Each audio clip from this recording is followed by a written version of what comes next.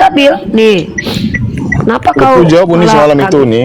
Tunjukkan saya datanya. Dosa pertama adalah membunuh. Tunjukkan datanya itu maksudnya seperti yang kau mau. Dosa pertama adalah membunuh. Kita kami bukan karangan manusia kayak punya Lukas. Itu PR Anda aja. Bro, Cari saya tanya. Udah. Saya tanya dulu. Udah, kamu di nanya sini mulu. ingin bertanya atau ingin ngatur Komal ini?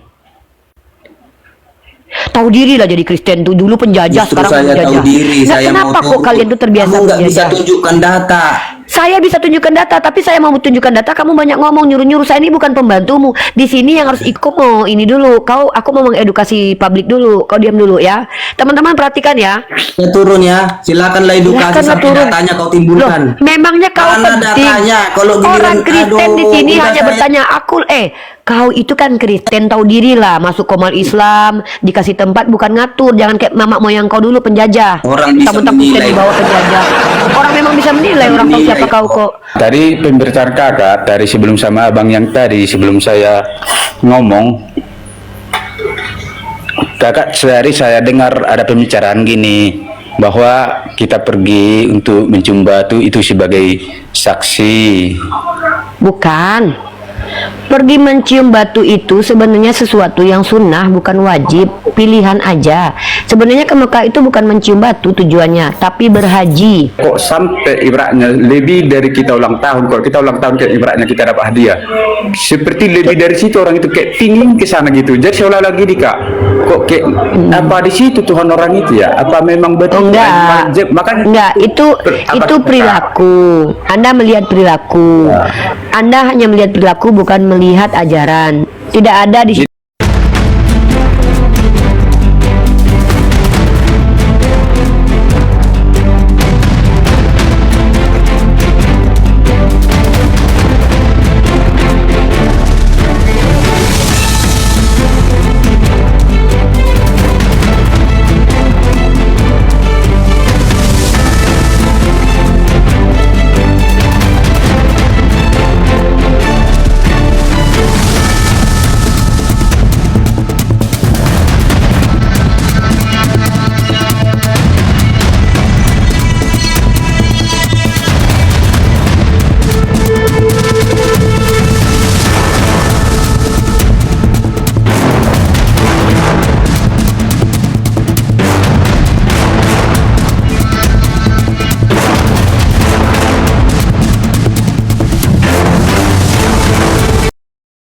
Assalamualaikum warahmatullahi wabarakatuh. Bertemu lagi dengan channel Kristologi Muslim, channel yang akan memperlihatkan diskusi dan debat lintas agama.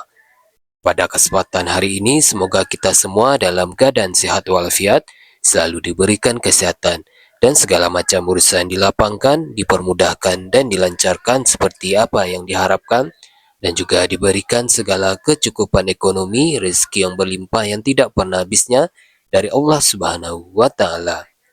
Di video kali ini masih seperti biasa, saya akan memperlihatkan diskusi dan debat lintas agama, di mana nantinya apologet Islam dan oknum Kristen akan saling bertanya dan menjelaskan agama masing-masing, yang mana kita akan bisa menilai mana agama yang benar-benar bisa diterima dan dipahami secara akal pikiran manusia yang berakal. Di video ini juga kita akan melihat diskusi dan debat Unirifa dan apologet Islam lain dengan beberapa oknum Kristen, yang mana kita bisa mendapatkan ilmu dan pengetahuan tentang ajaran Islam dan ajaran Kristen. Dan bagaimana berjalannya diskusi ini, apakah akan berjalan tenang dan santun atau malah sebaliknya memanas, di mana biasanya oknum Kristen jika tidak sanggup menjawab pertanyaan dan juga tidak terima ajaran dan isi kitabnya dibahas, mereka akan emosi dan marah, bahkan sampai menghujat pribadi atau ajaran. Nah, daripada penasaran dengan diskusi dan debat ini, mari kita simak saja videonya. Sok tahu ya. Gitu dong. Di sini kasih waktu saya lagi ya, Aduh, Pecut, kamu itu kan bukan narasumber. Kamu di sini narasumber, Nak. Oke. Narasumbernya itu Gofur, aku, Bang Erik, dan orang Islam di sini tuh narasumber. Kamu kan di sini cuma tamu, tahu diri lah. Jangan kayak penjajah masuk rumah orang pengen ngatur. Diatur di sini ya. Nah, itu gimana Anda di live edis? Gimana Anda di live edis? Ampun saya Tuhan. Di live edit kan aku diberikan hak untuk bertanya, Semoga Tuhan tapi dia nggak menyaksikan mau. ini semua. Iya, aku di live edit kok bawa Yalah. live edit. Loh, emang live edit itu suamimu? Lari ke Suamimu. situ. Ini masalah. Aku lagi bahas Udah masalah saya bilang. football. Jadi teman-teman, aku cuman bertanya sama Bang Gofur tadi. Gofur, kamu tahu nggak Gofur? Gofur tahu nggak Gofur? Ternyata tentara Romawi itu sebagian besar dari mereka tuh hombreng Gofur. Ada sejarahnya Gofur, tahu nggak? Kebayang nggak kamu Gofur, kalau ada laki-laki ganteng, rambut panjang, tangan diikat, kaki diikat, celana dalamnya dibuka, aman nggak duburnya Gofur? Wah ya, los nih. Los. Cipul. Sedih ya Gofur ya. Sedih. Nah, kita lanjut ke tema selanjutnya. Jadi teman-teman, Nabi Adam itu bukan ciptaan gagal. Masa Tuhan menciptakan manusia pertama sebaik-baik bentuk tiba-tiba gagal? Tuhan kita bukan Tuhan yang gampang menyesal. Menyesal dengan perbuatannya sendiri. Seolah-olah dia tahu kalau dia salah. Wah, Tuhan gua salah nih. Dinasehatin Musa langsung gua nyesel. Nggak gitu, Tuhan kita beda ya pecut. Kami paham di kitabmu Tuhan sering menyesal. Berantem sama Yakub kalah. Datang ke dunia babak belur. Naik ke surga nggak berhak memberikan tempat duduk ke orang lain. Aduh. Emang kita beda. Tuhan kita memang beda. Tuhanmu manusia. Tuhanmu itu kan Tuhan yang kemanusia-manusiaan. Kalau Tuhan kami 100% Tuhan.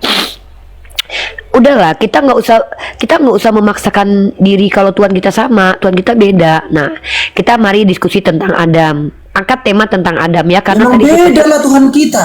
beda. Tuhanmu kan karena Beda mati. jauh. Beda. Tuhanmu Ternyata miskin. Tuhan saya loh. Tuhanmu miskin, minta-minta kata Mas Henry. Naik keledai dibantuin. Mati dibangkitin Tuhan aku. Tuhanmu kan matinya dibangkitin sama boleh Tuhan. saya Loh, bicara, Bu.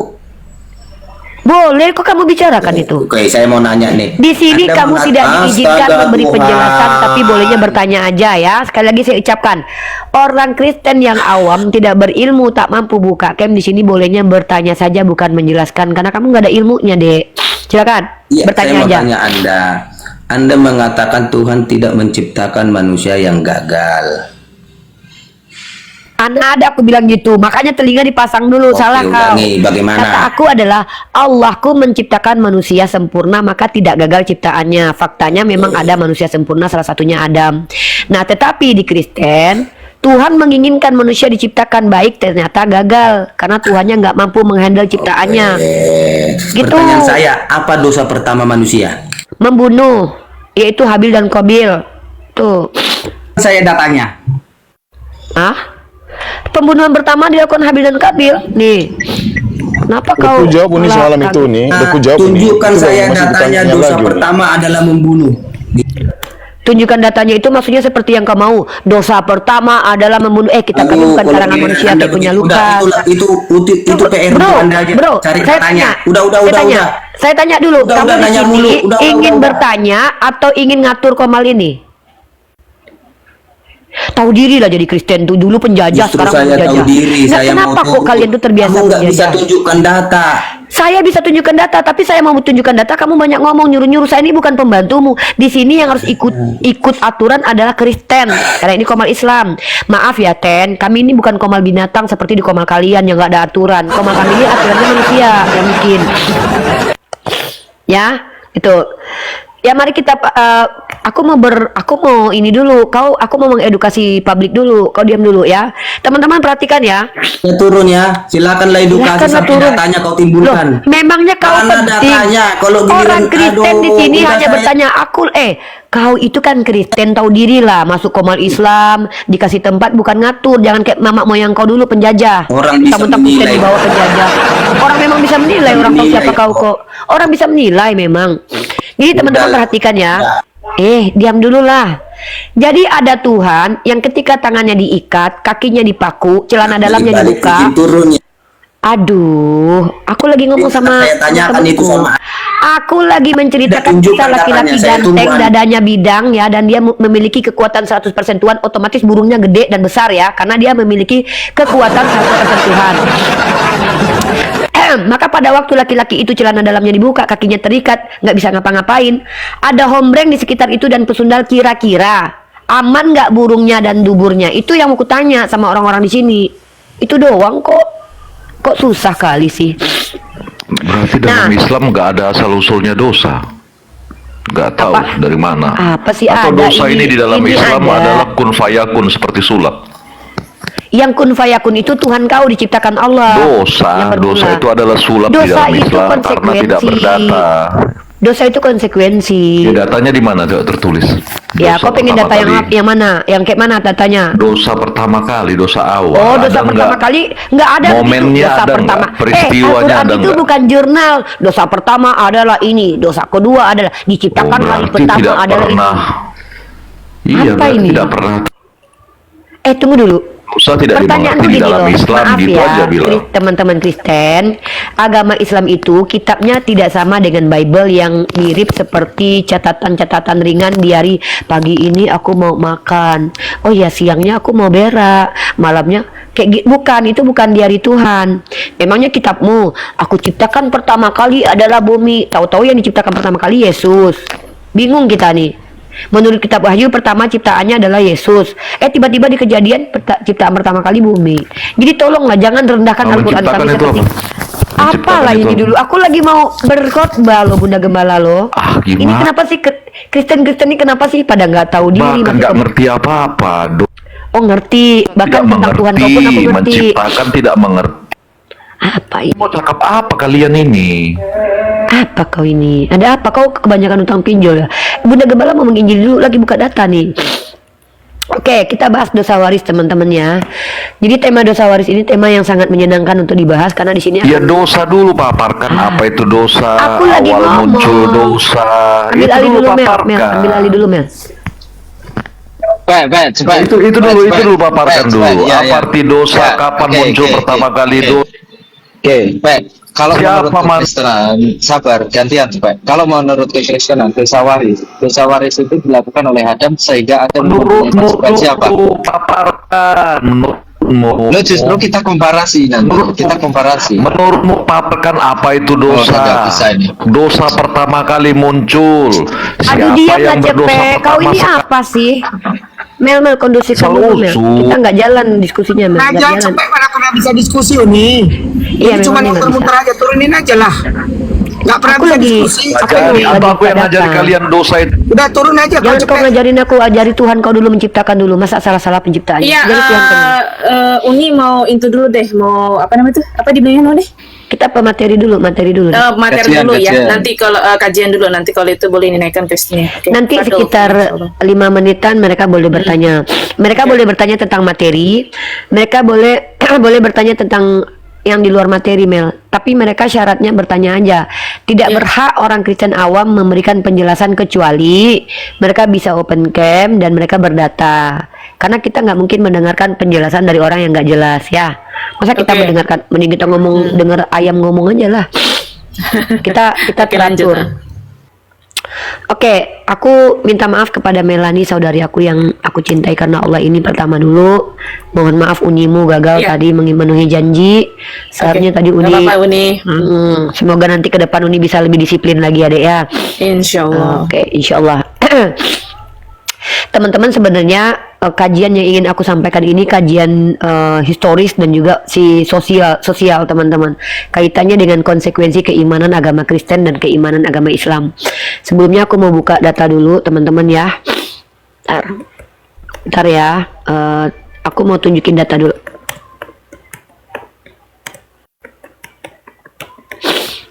Dan ini wawasan buat kita bersama. Kenapa make sense sekali kita ini, kenapa Islam ini agama yang rahmatan lil alamin? Alasannya itu adalah dari segi berkeyakinan saja kita itu memiliki keyakinan yang secara naluriah itu tidak bertentangan dan secara hati nurani tidak bertentangan. Teman-teman aku kasih, bentar aku live-kan di YouTube dulu ya Mel. Izin ya Dek, ini live-kan di YouTube. Oke, baik Uni. Bismillahirrahmanirrahim. Bismillah, kita live di YouTube.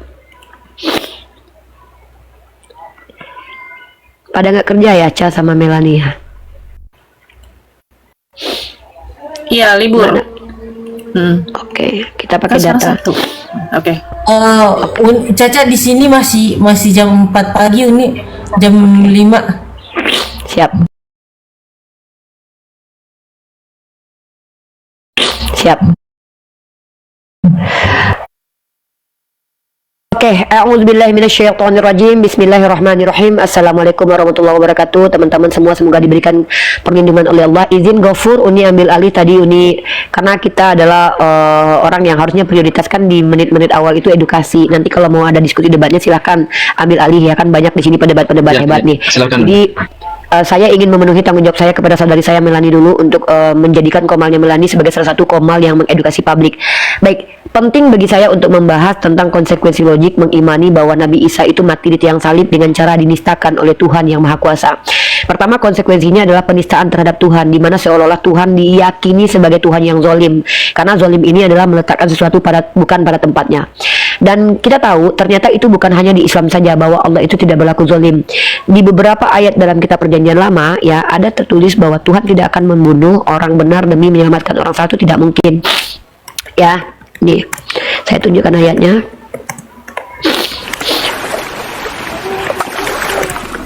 Woi, Siapa cair itu? bro.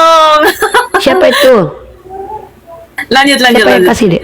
Cek, dia ucapkan terima kasih sama yang Oke, memberi terima dia. terima kasih.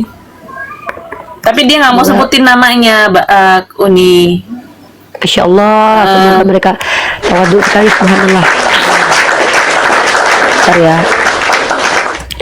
Saya ambil data dulu biar banyak datanya. Nah, jadi Tuhannya Bani Israel dalam kitab sisa-sisa yang ada dalam kitabnya orang non-muslim Yahudi ya, bahwa Tuhan tidak akan menghukum orang fasik bersama dengan orang yang benar, atau begitupun sebaliknya. Kalau nggak salah Amsal pasal 27 pasal berapa ya? Amsal, orang fasik tidak akan orang fasik menggantikan orang jujur, orang Pasal 21 nomor 18. itu dia. Makasih Gofur. Jadi di sini kita tahu bahwa Tuhannya umat Islam dengan Tuhan yang digambarkan oleh kitabnya orang Yahudi itu bukan Tuhan yang zolim. Tetapi teman-teman kita Kristen, kita harus pahami, mereka mengimani Tuhan yang pengasih itu pada saat bersamaan juga Tuhan yang zolim. Sama seperti pada saat Tuhan itu kuat, dia juga lemah. Jadi itu sudah terbiasa seperti itu ya. Pandangan Tuhan ambigu ini memang dimiliki oleh orang Kristen dengan adanya doktrin Trinitas. Tuhan pada saat punya sifat Tuhan, dia juga punya sifat manusia. Artinya pada saat dia berkuasa, dia juga lemah. Maka pada saat dia dipercaya kasih kepada para penjahat, dia juga zolim. Nah, ini terbukti dengan mereka percaya bahwa Yesus yang adalah orang benar dihukum bersama orang-orang fasik, disalibkan. Nah, kita bahas dari sisi sosial dulu nih. Ini mulai aku tunjukkan data ya. Nih. Kalau kita ikut-ikutan percaya seperti kaum Kristen bahwa Nabi Isa Al-Masih Putra Maryam, kalau dalam pandangan mereka adalah anak Tuhan yang tunggal yang dicintai oleh Bapa, ya. Ini kalau saya pakai diksi kalau ya, konsekuensinya apa? Konsekuensinya kita percaya duburnya Nabi Isa itu tidak aman. Kenapa? Karena gini. Ketika homreng di Romawi kuno adalah jadi sebuah status sosial. Ingat ya, di Roma tidak ada kosakata untuk membedakan antara homreng dengan hetero. SKS sebaliknya didefinisikan oleh tingkah laku. Nah, laki-laki di Romawi itu nih ya, ini fakta dan konsekuensi logik loh. Laki-laki itu bebas berhubungan dengan laki-laki. Hal itu tidak dianggap diterima, hal itu dianggap dapat diterima hanya sesuai dengan hukum Lex Cantinia, hukum Romawi yang dibuat untuk menghukum setiap warga negara laki-laki dengan status tinggi karena bersedia berperan dalam perilaku SKS pasif. Pada dasarnya, aturan untuk mengawasi sifat maskulin individu dengan menegaskan bahwa warga Romawi yang lahir bebas mengambil peran atau aktif dalam SKS. Ingat ya, artinya orang-orang Romawi itu pada dasarnya melegalkan yang namanya homreng. Itu dulu poin saya ya. Oke, mari kita konsekuensi logik yang terjadi ketika kita terima Nabi yang dimuliakan oleh Allah itu, Nabi yang dicintai oleh Allah itu, wajihan fid dunya wal akhirah.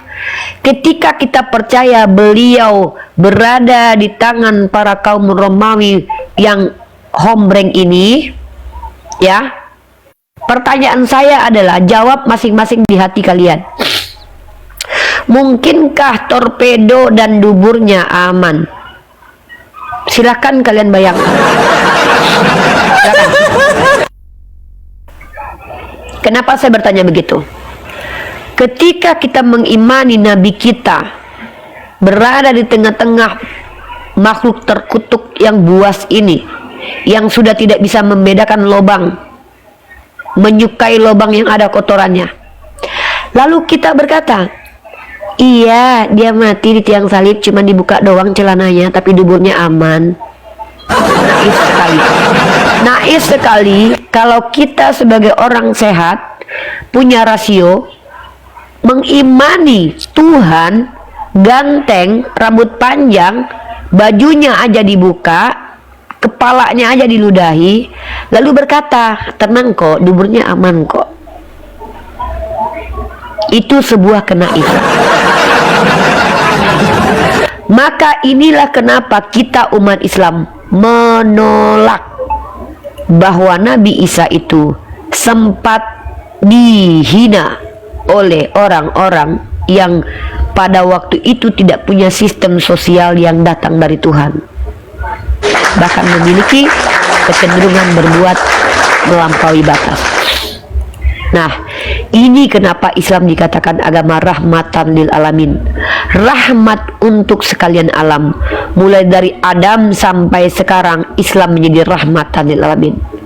Nabi Muhammad SAW mengajarkan kepada kita, Allah memberitahukan kepada kita bahwa Nabi Isa wa ma qataluhu wa ma salabuhu. Ingat, Tuhan utus nabinya. Apakah Tuhan sengaja hinakan nabi yang dia utus? Mustahil. Karena kehinaan kepada diri seseorang itu karena kelakuannya sendiri. Nabi-nabi itu maksum. Begitu juga dengan Adam. Tuhan ciptakan manusia yang berakal, berhati nurani. Dia ajarkan kemudian asma-asma. Tiba-tiba dia beri aturan supaya si Adam berdosa. Tuhan ngejebak, ini namanya ini. Ini Tuhan ngejebak manusia nih. Tuhan ngejebak manusia itu adalah Tuhan yang menciptakan manusia yang nggak ngerti apa-apa, menciptakan ular licik untuk ganggu dia, melarang mendekati pohon, kasih hukum mati. Ketika si Adamnya nggak ngerti apa-apa, dibisikin sama si ular, dia belum ngerti, belum ada pengetahuan baik dan buruk loh. Kayak anak kecil belum ngerti apa-apa, nggak pakai baju. Pada waktu itu di Kristen, Tuhan si Adam ini belum tahu kalau dia punya kelamin. Kebayang nggak kayak kalian pandangan mereka terhadap Nabi Adam? Mereka anggap Nabi Adam sama seperti bedua yang tidak pakai baju. Pada waktu itu kata Tuhan itu baik. Jadi Tuhannya orang-orang oten emang pengen manusia itu telanjang. Kenapa? Karena itu baik menurut Tuhannya. Tapi ketika Adam makan buah pengetahuan baik dan buruk, sadar kalau dia punya kelamin dan dia punya rasa malu, Tuhan marah, malah usir. Ini Tuhan macam mana? Makanya perbedaan kita adalah, saudaraku Kristen, cara kita memahami Tuhan itu berbeda. Tuhan kami bukan Tuhan yang sengaja bikin manusia supaya nggak pakai baju. Ketika manusia sudah tahu rasa malu, diusir. Adam bertindak dalam Al-Quran itu karena dia pertama khilaf. Kenapa? Karena khilaf adalah natur manusia. Apakah tidak boleh Nabi khilaf? Khilaf itu tidak dihukumi dosa. Salah tidak dihukumi dosa. Yang dosa adalah melanggar aturan. Maka apakah Nabi Adam itu melanggar aturan? Nabi Adam diuji oleh Allah. Wala taqrabu hadhihi sajarata fatakuna minaz zalimin. Betul, beliau melanggar aturan. Tapi itu pertama sekali beliau melanggar aturan, bukan berarti beliau bisa dikatakan makhluk yang ingkar. Bukan karena keingkarannya, tapi karena naturnya. Naturnya, Allah ciptakan dia punya natur khilaf. Nah, kemudian Allah di situ bukan gini ya, Allah memang membuat jalan itu supaya sunatullah berjalan agar Adam mengerti kalau salah apa yang harus dilakukan. Maka fatalaqqa Adamu min rabbihi kalimatin fataba alaih, Allah ajarkan Adam cara bertobat. Maka ketika fatalaqqa Adamu min rabbihi kalimatin fataba alaih innahu huwat tawwabur rahim, Allah menerima taubat. Tapi ingat, kalau Nabi itu mengharamkan makanan yang mengharamkan makanan yang dihalalkan kepadanya saja, itu tidak boleh. Kalian mau makan apa kek, nggak makan apa kek, nggak ada kaitannya dengan dosa, karena itu pilihan. Nah, jadi kalau di dalam Islam, Nabi itu tingkat level perbuatannya itu di atas rata-rata. Jadi Nabi Muhammad saja yang bermuka masam kepada Ummu Maktum, padahal Ummu Maktum itu tidak tersakiti loh kalau Nabi Muhammad itu bermuka masam karena dia buta. Bahkan itu pun ditegur oleh Allah. Makanya Nabi ini terjaga. Berbeda dengan Tuhannya umat Kristen yang anaknya yang diutus ke dunia aja dia nggak mampu jaga. Udah tahu anaknya pengen naik keledai, minimal ciptakanlah keledai baru, ngambil punya orang. Kan gimana itu? Kalau Nabi Muhammad nggak gitu sama nabi-nabi lainnya. Ketika Allah mengutus nabi-nabinya dibekali dengan fasilitas. Kalian kayak punya, misal nih, kalian direktur perusahaan. Saya mengutus manajer saya ke Kalimantan. Nggak kalian belikan tiket pesawatnya, nggak kalian utus bodyguard bersamanya. Mati manajer kalian yang salah. Masa Tuhan kayak gitu? Masa Tuhan utus nabinya ke dunia lalu sengaja untuk merusak nabi itu? Nggak ada. Kalau Rasul konteksnya itu diutus dan akan dilindungi oleh Allah. Makanya Ibrahim alaihissalam ketika dibakar api oleh Raja Namrud, beliau tidak terganggu. Kenapa? Karena Allah sudah backup dia. Yaitu Tuhan yang benar, bukan Tuhan aku mengutus begitu besar kasih Allah kepada dunia, aku mengaruniakan anakku yang tunggal. Ternyata ditumbalkan, bukan dikaruniakan, ditumbalkan. Itu pun anehnya ketika katanya dia kasih karunia, dia turunkan Yesus datang ke dunia bukan malah memperbaiki peradaban, malah merusak peradaban. Perang salib gara-gara Yesus, perang dunia satu gara-gara anak Yesus, perang dunia kedua gara-gara anak Theos. Gara-gara Martin Luther, gara-gara Hitler terpengaruh dengan tongkat pemburu takdir, dia habisi orang Yahudi 6 juta orang tuh. Gara-gara kematian Yesus di tiang salib. Mikir nggak Tuhan kalian bikin rencana penyalipan di dunia? Bahkan merusak Yerusalem. Sampai detik ini kampung halaman nenek moyang Tuhan kalian aja dan kampung halaman Tuhan kalian berantakan. Lihat kampung halaman Nabi aku. Berhasil. Qatar kan negara terkaya, bahkan mampu menjadikan Amerika security buatnya. Ini yang benar Tuhan. Masa Tuhan utus Nabi untuk ditusbol pantatnya? Tidak ada aja. Nggak mungkin. Nggak dibilang dalik itu. Nah, itulah kenapa kita haram ketika beriman bahwa Nabi Isa itu dihina, karena itu hanya akan menjadi asbab kita menganggap Tuhan sengaja untuk menzolimi nabinya. Jangankan para, aduh, aku turun dulu dek, kena peringatan dek. Aduh, kena peringatan Uni. Biasanya Uni langsung naik. Iya, Uni langsung naik, biasanya. Menyampaikan kebenaran. Ayolah. Gimana? Naik lagi. Ini kan cuma menyampaikan kebenaran. Ini pasti salah Ari Gopur. Ini pasti salah Ari Gopur. Naik lagi Uni, naik lagi. Waduh. Ustadz ini mulai. Biasanya Uni langsung naik, guys. Biasanya Uni langsung naik. Tenang. Santai. Uni kita langsung naik. Uni langsung naik. Tenang. Kata Bang Eri kan Ustadz Mitnah katanya. Ustadz Mitnah katanya. Ini apa penyebar berita baik? Siapa yang penyebar berita Naikin baik? aja. Oten ini. Loh, Oh, jadi kabur. Iya begitu ya teman-teman ya, ya Allah, ini oten-otennya, iya oten-otennya pada panas guys. Teman-teman dikencengin tap layarnya, di share, di posting ulang, terus yang belum absen dulu teman-teman supaya room kita jadi kuat teman-teman. Meningkatkan algoritma room itu fungsinya supaya room kita tuh nggak gampang untuk rungkat walaupun. Katanya di mana ya? Kopor katanya di mana ya? aku masih di Kemayoran. Ini lama ya. Di Kemayoran Mana aku, ya? di Kemayoran. Oh, kemana? Ada banyak nggak akunnya? Ada di Jakarta itu Bang Gopur itu. Uni mana? Uni lama Oke. banget ya. Mana? Biasanya up gitu. Jadi gitu ya teman-teman ya, itu Oten kerjanya itu suka tombak. Mereka itu suka pakai tombak yang dipakai Bunda Gembala nih, dipakai Bunda sama Gembala, tentara Bunda Gembala. Romawinya. Udah mana? Alhamdulillah. Ini Bunda, ini Uni. Ini Bunda Gembala Iya, ini Uni. Alhamdulillah. Oke. ini belum bisa buka cam ya. Lanjut, Uni. Uni pakai satu lagi akun untuk buka cam ya, Dek. Ini buat ngomong ya. Oke. Ya teman-teman di follow dulu nih Bunda Gembala supaya bisa on cam teman-teman. 599 mata memandang, di follow teman-teman, di follow supaya Uninya bisa on cam gitu. Ayo kencengin teman-teman, follow-nya kencengin semuanya.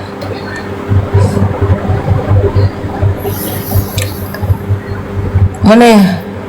Lagi seru juga, lagi lucu-lucunya juga. Dasar oten-oten. Kalian ini nggak bisa lihat orang senang apa? Mana ukun? Enggak, udah Uni lah. Udah. Tap layarnya kencengnya 200k, 200k. Pakai sapu. Uni nggak pakai rompi anti peluru Uni. Di 10 TV ayo kau kalau berani jangan cuma bisa typing doang. Ayo naik ke atas diskusi, tapi persyaratannya harus punya apa namanya? Mana satu lagi, Uni? Minimal tuh belajar Bible. Ya, ini mana satu lagi punya Uni Itu deh, ininya. Riva 21, Riva MO. Ah, ya. Terus. Udah multi kan? Udah. Udah Caca udah terima. Nah, naik. Siap. Ini kita ini ya pakai buat open cam. Iya. Gedein. Bentar. Bentar. Ini ada apa ini? Ini Pak, yang mana yang mau dikasih momot ini? Bunda Gembala apa Uni Riva? Kode Yang 21. Uni Riva boleh, salah satu boleh, terserah. Yang Uni Riva, oke. Bentar deh ya, ini persiap dulu ya Gafur, yang lain lanjut dulu sebentar 2 menit. Oke, Ada- Bang Gofur silakan Bang Gofur. Ini Cak, lanjut Cak. Iya. Caca Iya. lanjut. Iya. Jangan Caca. Dilanjut aja. Bang Gofur lanjut. Bang Gofur. Jangan Caca. Aku di banned. Udah ini. Nah itu ini udah. Oke, ya. Nah, jadi kita ini kan punya rasio, kita ini punya akal sehat. Lalu kalau kita misalkannya dapat informasi tentang agama kita, tentu kita pertimbangkan dengan akal. Apakah ajaran ini berimplikasi buruk untuk penganutnya atau berimplikasi buruk untuk agama lain, atau apakah ajaran ini berkonsekuensi menistakan Tuhan? Itu harus kita pikirkan. Jadi kalau ada ajaran konon katanya Riva, kami ini selamat, ya kami selamat karena kami ditebus sama Tuhan kami, itu doktrin, it's okay, nggak apa-apa. Maksudnya kita hargai. Kenapa kita harus hargai? Karena memang kita tinggal di Indonesia, itu nggak apa-apa. Tapi ketika kalian tawarkan kepada kami sebagai orang yang berakal, kami berhak untuk memberikan alasan kenapa bagi kami itu ajaran yang tidak mungkin kami terima sebagai orang berakal. Ya, jadi itulah yang saya sampaikan tadi, bahwa konsekuensi mengimani Tuhan, mengutus Rasulnya, lalu kemudian membiarkan Rasulnya dihina, dinistakan, ini akan menjadi asbab pemikiran bahwa Tuhan itu keji dan kejam. Dan itu yang tidak mungkin kami lakukan, karena menurut pandangan kami, Allah adalah Tuhan yang Maha Pengasih dan Maha Penyayang.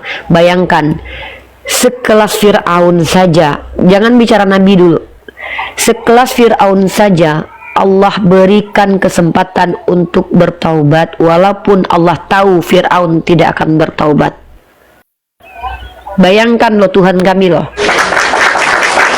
Apalagi dia utus nabinya untuk menjadi karunia, tapi nggak berguna untuk peradaban.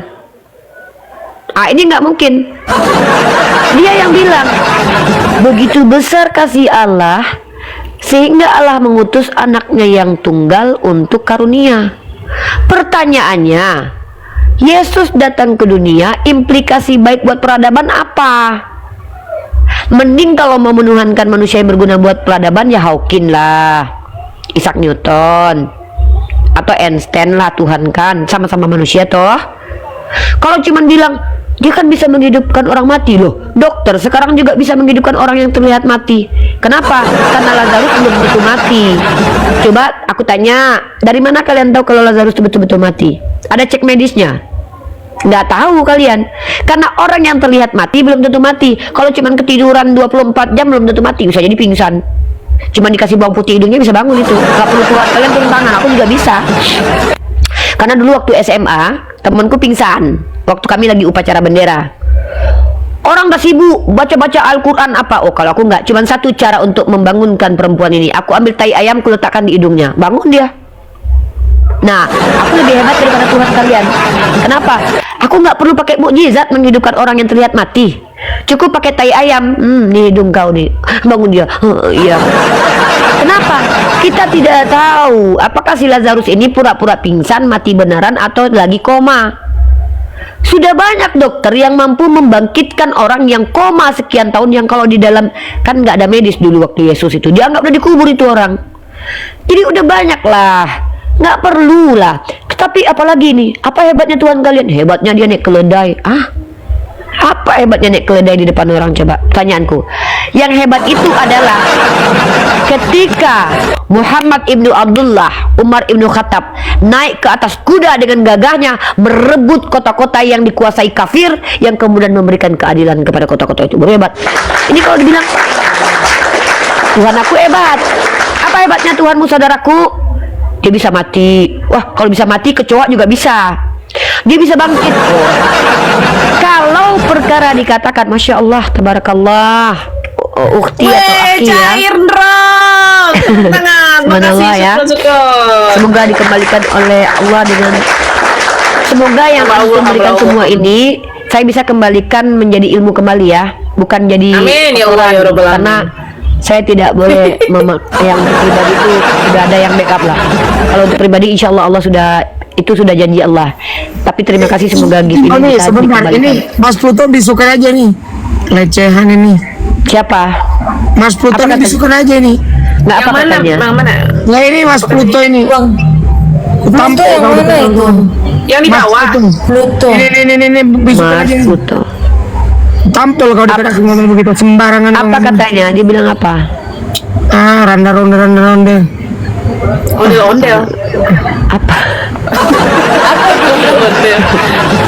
Dodol kau. Lanjut. Udah ya. Gini. Kalau yang gini. Kalau yang dihujat itu aku pribadi, jangan dibisukan. Iya. Gak apa-apa. Itu justru Kami menjadi ya, nggak asbab apa-apa. dosaku diampuni oleh Enggak Allah. terima nih, itu Amin. merendahkan perempuan Islam kami. Kenapa? Ya, Oh, aku tahu. Mas Ya, Pluto. oke. Gini. Udah dapat. Disukan. Aku kalau Ya, dapat- oke, dibisukan boleh. Tapi begini teman-teman ya. Dikatakan bodoh sama orang yang lebih bodoh daripada kita itu bukan hinaan. Dikatakan pintar sama orang yang lebih bodoh dari kita itu bukan pujian. Itu kenapa para ulama kita yang memvalidasi kepintarannya itu orang yang lebih hebat dari dia. Ini nih, makanya aku tidak terlalu peduli dengan komentar-komentar netizen yang di bawah. Kenapa? Karena aku tidak tahu siapa mereka. Apalagi Oten ngatain orang bodoh itu bukan berarti orang itu bodoh, tapi Oten ini bicara mengatakan dirinya sendiri, jadi kita nggak penting. Makanya aku tidak terlalu ambil pusing ya. Bagi kita itu adalah ilmu. Thank you, cair. Oke, lanjut. Ya, jadi kalau kita umat Islam percaya ada Tuhan yang menciptakan manusia, lalu tidak menginginkan manusia itu berdosa, tapi manusia itu tetap berdosa, ini Tuhan yang tidak memiliki kemampuan untuk mewujudkan keinginannya. Paham ya? Sekali lagi ini diksinya nih. Kalau ada Tuhan yang menciptakan manusia, menginginkan manusia itu sempurna, tapi ternyata manusia itu tidak sempurna, maka Tuhan ini bisa dikatakan Tuhan gagal. Kalau Cha membuat kue, dia bikin kue di awal, lalu kemudian aku pengen bikin kue yang enak. Lalu ketika dia bikin pertama ternyata tidak enak, normal, karena dia tidak memiliki pengetahuan melampaui ruang dan waktu. Maka kalau kue pertama itu tidak enak, masih dimaklumkan, karena Cha adalah manusia biasa. Terbayang nggak kalau ada Tuhan yang menciptakan manusia yang harusnya tahu bahwa nanti ini Adam akan dihasut oleh ular, nanti dia akan ingkar. Masa Tuhan nggak tahu itu? Tiba-tiba Tuhan yang semacam ini mengatakan bahwa jangan kau makan buah pengetahuan baik dan buruk, yang lain boleh kau makan. Nah, dia udah tahu tuh. Semakin manusia dilarang, semakin manusia penasaran. Dia tahu harusnya tuh, masa Tuhan menciptakan manusia tapi nggak tahu psikologis manusia. Ya, apa Tuhannya udah terlalu cukup tua mungkin ya, karena Tuhan ini konon kabarnya yang menciptakan ini Tuhan yang tua, bukan Tuhan anak. Tuhan anak kan baru lahir di abad pertama, ini Tuhan Bapak. Ya kita kan nggak tahu. Nah, setelah Tuhan menciptakan manusia ternyata manusia gagal, dia turun. Dimanakah engkau Adam? Keberadaan Adam aja dia nggak tahu, apalagi tentang bagaimana perilaku Adam dan keturunannya. Bahaya nih Tuhan kayak gini nih. Gimana kita mau bermohon, Tuhan kasih jodoh? Dia aja nggak tahu di mana keberadaan Adam ketika si Adam sudah melakukan kesalahan. Maka Tuhan, ya, gitu kan? Gimana kak engkau Adam? Kenapa kau memakan itu? Iblislah yang memberitahu aku Tuhan. Ular ini yang mengatakan Tuhan. Yang menciptakan ular dia. Iya, yang menciptakan ular dia.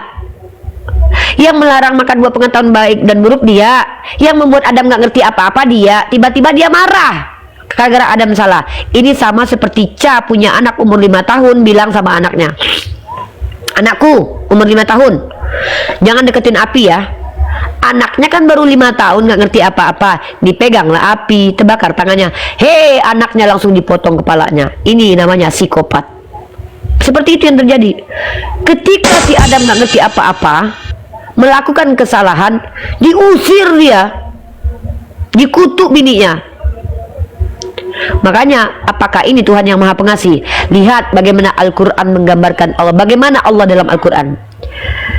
Kata Allah, pertama Adam sebelum melakukan itu khilaf, Adam diajarkan dulu. Bismillahirrahmanirrahim. Wa 'allama Adam al-asma'a kullaha summa 'aradahum, ya. Wa 'allama Adam al-asma'a kullaha summa 'aradahum 'alal malaikah. Adam diajarkan asma lalu dipamerkan kepada para malaikat. Ini pembuktian bahwa Adam ini makhluk yang sebaik-baiknya makhluk. Bahkan malaikat aja disuruh bersujud kepada Adam. Coba, bagaimana mungkin makhluk mulia yang malaikat aja disuruh sujud menghormati makhluk ini tiba-tiba nggak sempurna? Maka Tuhannya agak lain ini. Maka Allah pertontonkan kepada para malaikat yang tadinya meragukan keberadaan Adam. Apa yang terjadi? Apa kemuliaan Adam? Adam ketika khilaf, dia minta ampun kepada Allah dan bersabar atas ketentuan Allah bahwa dia harus tinggal di bumi. Keren. Iblis sama kayak anak-anak Teos, udah salah ngotot ngeyel pula, pengen menyesatkan orang. Oten nih. Ketika iblis tahu dia salah, melanggar perintah Allah, apa kata dia? Berikan aku penangguhan waktu untuk menyesatkan manusia. Bukannya malah tobat, bukannya malah minta ampun sama Allah. Inilah kemuliaan Adam dibandingkan iblis. Maka pantaslah Adam ini menjadi khalifah di muka bumi. Sorry ya, ini bukan ingus tapi polipku di sini. Yang kalian suruh aku buang ingus. Ini di sini ada dagingnya, polip. Ya. Nah, tapi dalam imannya teman-teman Kristen, Adam diciptakan nggak pakai baju, nggak ngerti mana baik mana buruk. Udahlah, tahu si Adam nggak ngerti apa-apa, diciptakan ular licik. Dilarang pula dia makan pohon pengetahuan baik dan buruk. Giliran salah dihukum si Adam, yang dihukum perempuan lagi. Masa si perempuan yang menghadiahkan anak kepada laki-laki, tubuh kita dinikmati, kita sakit perut, rahim kita menampung cikal bakal anak kalian. Ternyata kesusahan mengandung itu adalah Tuhannya Oten yang bikin. Kejam kali katanya pengasih. Lihat bagaimana Allah Subhanahu wa taala. Fatalaqa Adamu mir rabbi kalimatin fataba alaihi innahu huwat tawwabur rahim. Ketika Adam menerima kalimat tobat dari Allah, Allah menerima tobatnya. Allah mengajarkan cara bertobat kepada Adam, lalu Adam bertobat dan dia diterima tobatnya. Tapi kata Allah sudah bilang, apa kata Allah? Yang Allah konsisten lah. Tuhan kok menyesal, Tuhan kok pelin-pelan. Apa kata Allah? Wa qulna ya Adam uskun anta wa zawjukal jannah wa kula minha ragadan haitsu syi'tuma. Masuklah ke dalam surga bersama pasanganmu, bersama azwajahmu. Ya, wa kullu minha ragadan haitsu syi'tuma. Makanlah semua yang Allah berikan untuk dimakan. Wala takrabah hadhihi sajarat. Kata Allah, jangan dekati ini pohon. Wa fatakuna minaz zalimin. Kata Allah apa? Takutlah engkau Adam masuk ke dalam bagian orang zalim. Apa maksudnya zalim? Nah, ini nih. Zolim itu artinya adalah tidak meletakkan sesuatu pada tempatnya. Padahal Allah sudah letakkan Adam di surga, di mana Adam tidak perlu capek berusaha untuk memakan makanan karena sudah disediakan. Allah bilang, Tapi kalau kau ambil, kau dekati pohon ini, kau zalim. Allah membuktikan kepada kita yang membaca Al-Quran bahwa Tuhan kita itu bukan Tuhan pelin-pelan seperti Tuhan yang menyesal. Apa konsistensi Allah di sini? Allah bilang kalau kau dekati pohon itu termasuk orang zalim. Tapi ini sudah ketetapan Allah di awal. Sudah ketetapan Allah di awal. Ketika Adam salah memakan pohon itu, Adam itu zalim kepada dirinya sendiri. Apa kezalimannya? Udah enak di surga, akhirnya tinggal di dunia yang penuh dengan fitnah ini. Maka Allah kita konsisten, dan itu ketetapan Allah. Ada pula Tuhan, jangan makan pohon itu ya, nanti kau mati. Tahu-tahu orang makan pohon itu nggak mati. Ketika kau makan buah itu kau mati. Hidup dia sekarang beratus tahun pula hidup. Itu aneh Tuhannya itu. Itu yang lucu. Setelah dia tahu, kalau si Adam tahu kalau dia punya kemaluan, malah marah dia. Tuhan pengen Adam kayak gini. Siapa? Justru ketika manusia tahu rasa malu, tahu baik dan buruk, Tuhannya ngamuk, diusir. Tidak, di Islam itu hikmah yang kami dapatkan adalah ketika Adam sudah diajarkan asma, diuji, ternyata dia berhasil melalui ujiannya. Apa keberhasilan dia? Dia beda dengan iblis. Ketika dia salah, dia kembali kepada Allah. Inilah natur manusia. Maka dia siap untuk tinggal di dunia di mana nanti kita banyak berbuat salah. Inilah beda manusia dengan iblis. Iblis salah seperti Oten. Udah salah, ngotot pula menyesatkan lagi. Tapi kalau bagi Adam, manusia, ketika kita salah, maka kita kembali kepada Allah. Inilah sebaik-baiknya makhluk. Makanya Allah mencintai orang bertaubat. Keren banget Islam ini. Nah, itulah mungkin teman-teman panjang kali lebar. Saya ingin kita semua tuh berpikir, kalau kita imani Isa Al-Masih putra Maryam itu di tangan kaum pagan pentus bol dubur, maka sama saja kita terima duburnya para nabi itu tidak aman. Sama aja. Oten begitu. Dan bahkan itu ada artikelnya, ya. Saya punya artikelnya.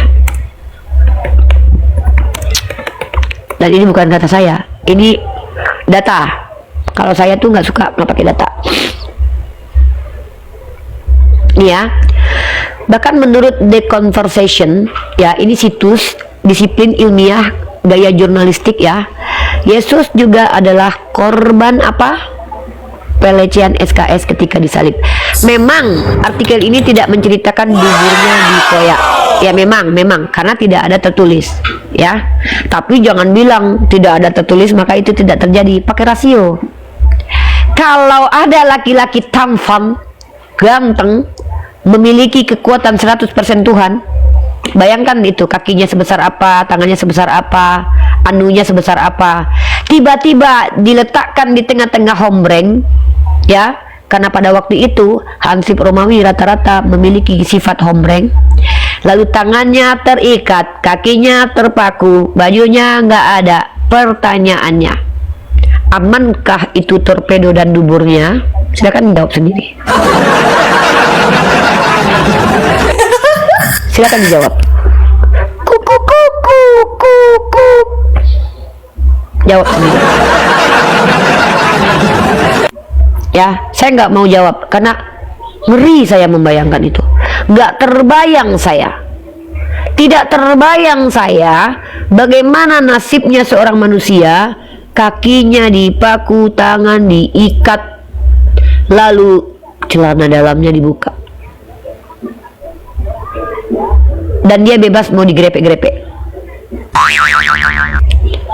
Iya dong. Oh, dia bebas digrepe-grepe waktu itu loh. Karena pada waktu itu siapapun yang meludahi dia boleh. Maka pertanyaannya saudaraku Kristen, jikalau ada laki-laki ganteng, ya, nih sejujur nih kan ganteng ya, wajah-wajah Eropa, ya kan, doyan-doyan kaum pelobang ini nih, pencinta tokai ini, tiba-tiba kakinya diikat, tangannya diikat, celana dalamnya ditenggelamkan, Pertanyaannya, apakah kira-kira hombreng-hombreng itu tidak mengkobel-kobel? Didiamin aja gitu. Coba ya. Ini ada pesundal taruhlah 5, kan di situ banyak pesundal tuh 5, tukang cukainya 10, hombrengnya 10. Dia dikelilingi sama makhluk-makhluk beginian. Nah, dia tangan terikat, kaki terpaku, celana dalam udah nggak ada. Kira-kira mungkinkah pesundal itu cuma pelototin doang? Hombrengnya cuma lihat doang? Mungkin kira-kira. Pikirkanlah. Maka tidak mungkin kita terima Nabi kita mulia itu diberlakukan Allah sedemikian pada. Makanya dalam Al-Quran itu kan Allah angkat dan sucikan Nabi Isa dari kalangan kaum kafir.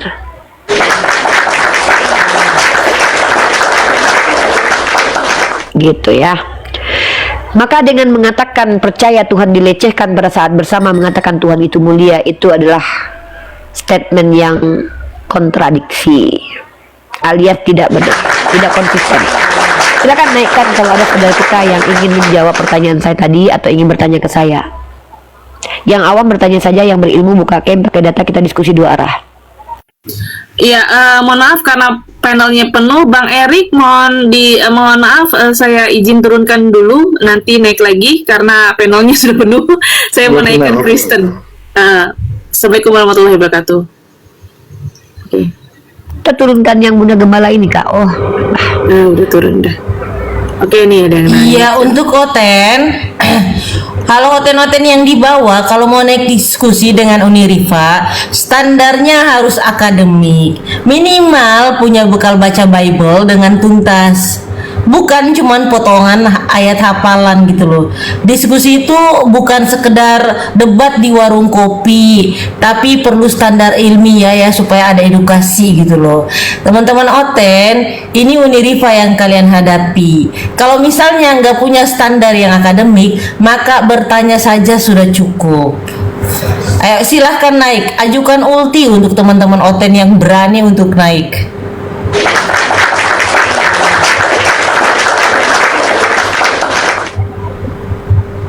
Mana ya? Mana tuh Noten? Tidak ada yang berani, macet, mencret. Itu di bawah itu. Kelasnya typing semua kok. Lihat tuh. Nggak ngerti hadis. Cuman dia nggak berani naik dia. Iya, tapi banyak yang akademis ya. Ini Andreas nih, coba Andreas. Semoga dia akademik ya. Kaca mimpi ya mau akan. Iya, Bang Andreas, monitor Bang Andreas. Iya. Iya, Bang Andreas bisa on cam? Bisa. Biar saya tanya dulu, saya pastikan dulu, baca tidak Bible-nya? Ini minimal, ini standar untuk bisa diskusi sama Unirifa. Baca tidak Bible? Kalau enggak ini bertanya aja nggak apa-apa deh. Kalau bertanya terserah. Iya. Kalau cuman bertanya aja, dia mau baca kayak mau nggak apa-apa. Artinya yang awam bertanya aja. Iya. Tapi kalau mau minta diskusi sama saya 2 arah, ikut menjelaskan agamanya, ya harus baca Bible dan buka cam. Jadi kalau cuman sekedar bertanya, it's okay lah. Siapa aja boleh. Hantu belau pun boleh naik bertanya aja. Iya. Sudah dengar kan Bang? Sudah dengar penjelasan dari Uni? Jadi mau bertanya atau mau on cam terus diskusi 2 arah? Boleh bertanya dan diskusi boleh. Kalau diskusi harus buka cam ya bro. Nanti kita 2 arah. Terus nanti kalau mau menjelaskan tentang agamanya harus pakai dalil. Dalil itu boleh dihafal, boleh ditunjukkan data. Tapi kalau hafal ayatnya nggak usah ditunjukin data. Saya nggak mau menyusahkan Anda ya. Jadi syarat bersama saya ini simple banget kok. Pertama open cam untuk membuktikan bahwa Anda orang-orang yang jelas. Yang kedua adalah dalil. Kita kalau bicara agama pasti pakai dalil. Nggak bisa kita pakai asumsi liar pribadi ya.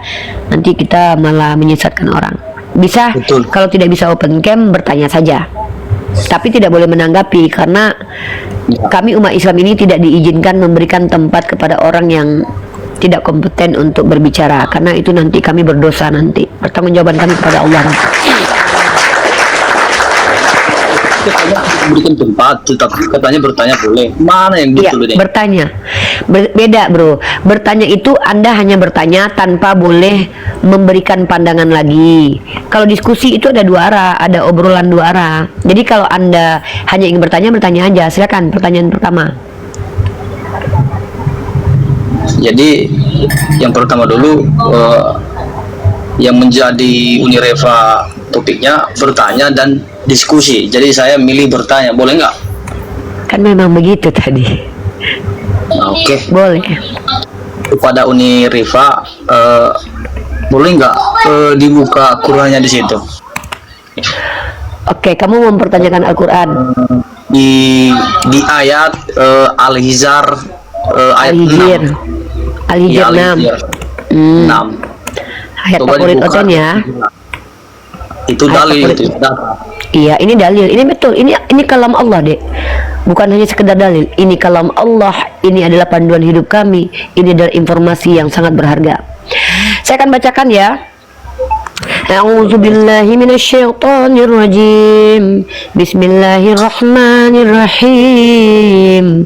Wa qalu ya ayyuhallazi nuzzila alaihi dzikru innaka lamajnun. Ya. Dan mereka berkata, wahai orang yang diturunkan kepadanya Al-Quran. Apa ini? Ada suara? Lah siapa tadi? Suaranya siapa tadi? Hah? Tahu? Andreas kayaknya. Ya. Ini yang turun siapa ya tadi? Uni Syuaib. yang turun. Oh, Mereka berkata, wahai orang yang kepadanya diturunkan Al-Quran, sesungguhnya engkau benar-benar gila. Apa pertanyaannya, adikku, saudaraku? Jadi di Hajar itu kok bisa dikatakan fakta kayak seperti begitu? Apakah emang Apa faktanya? itu Maksudnya gimana nih? Aku nggak tahu pertanyaannya apa. Nggak ngerti, saya nggak ngerti pertanyaannya apa, Dek. Kamu ngerti nggak ayat itu? Coba kamu dengarkan baik-baik ini. Mereka berkata, wahai orang kepadanya diturunkan Al-Quran, sesungguhnya engkau Nabi Muhammad benar-benar gila. Di sini ayat ini kan Nabi Muhammad dituduh gila. Jadi apa yang mau kamu tanyakan? Jadi yang saya tanyakan, kok bisa di Quran dikatakan bahwa Muhammad adalah benar-benar gila? Bisa nggak dijelaskan? Boleh. Di situ Allah menjelaskan bahwa Nabi Muhammad dituduh gila, bukan benar-benar gila. Sama seperti dalam kitab Anda, Yesus dikatakan tidak waras lagi. Bukan berarti dia tidak waras, tapi masalahnya beda. Di Al-Quran yang menuduh Nabi Muhammad gila adalah orang yang benci kepadanya. Di Bible yang mengatakan Yesus tidak waras lagi adalah keluarganya. Nah, ini agak ngeri nih. Bisa jadi benar nih. Contohnya kayak gini. Dalam Markus pasal 3 nomor 21, waktu kaum keluarganya mendengar hal itu, mereka datang hendak mengambil dia. Sebab kata mereka, ia tidak waras lagi. Ini mau dijemput paksa sama keluarga nih. Kalau Al-Quran ini adalah perkataan orang, dan Al-Quran ini tuduhan orang kafir kepada Nabi Muhammad dan dibela oleh Allah. Sesungguhnya Muhammad tidak gila. Ini aku tunjukkan ayatnya ya, karya. Tapi yang lucu adalah ketika ada Tuhan, keluarganya sendiri yang bilang dia gila. Ini bahaya nih Tuhan nih kayak gini nih. Karena kalau yang tahu tentang kita ya keluarga kita, Dek. Nih. Dan tidak dibela lagi sama papahnya nih. Tuduhan keluarganya tuduhan keluarga anak Tuhan dari keluarga dunianya tidak dibela sama papahnya di surga.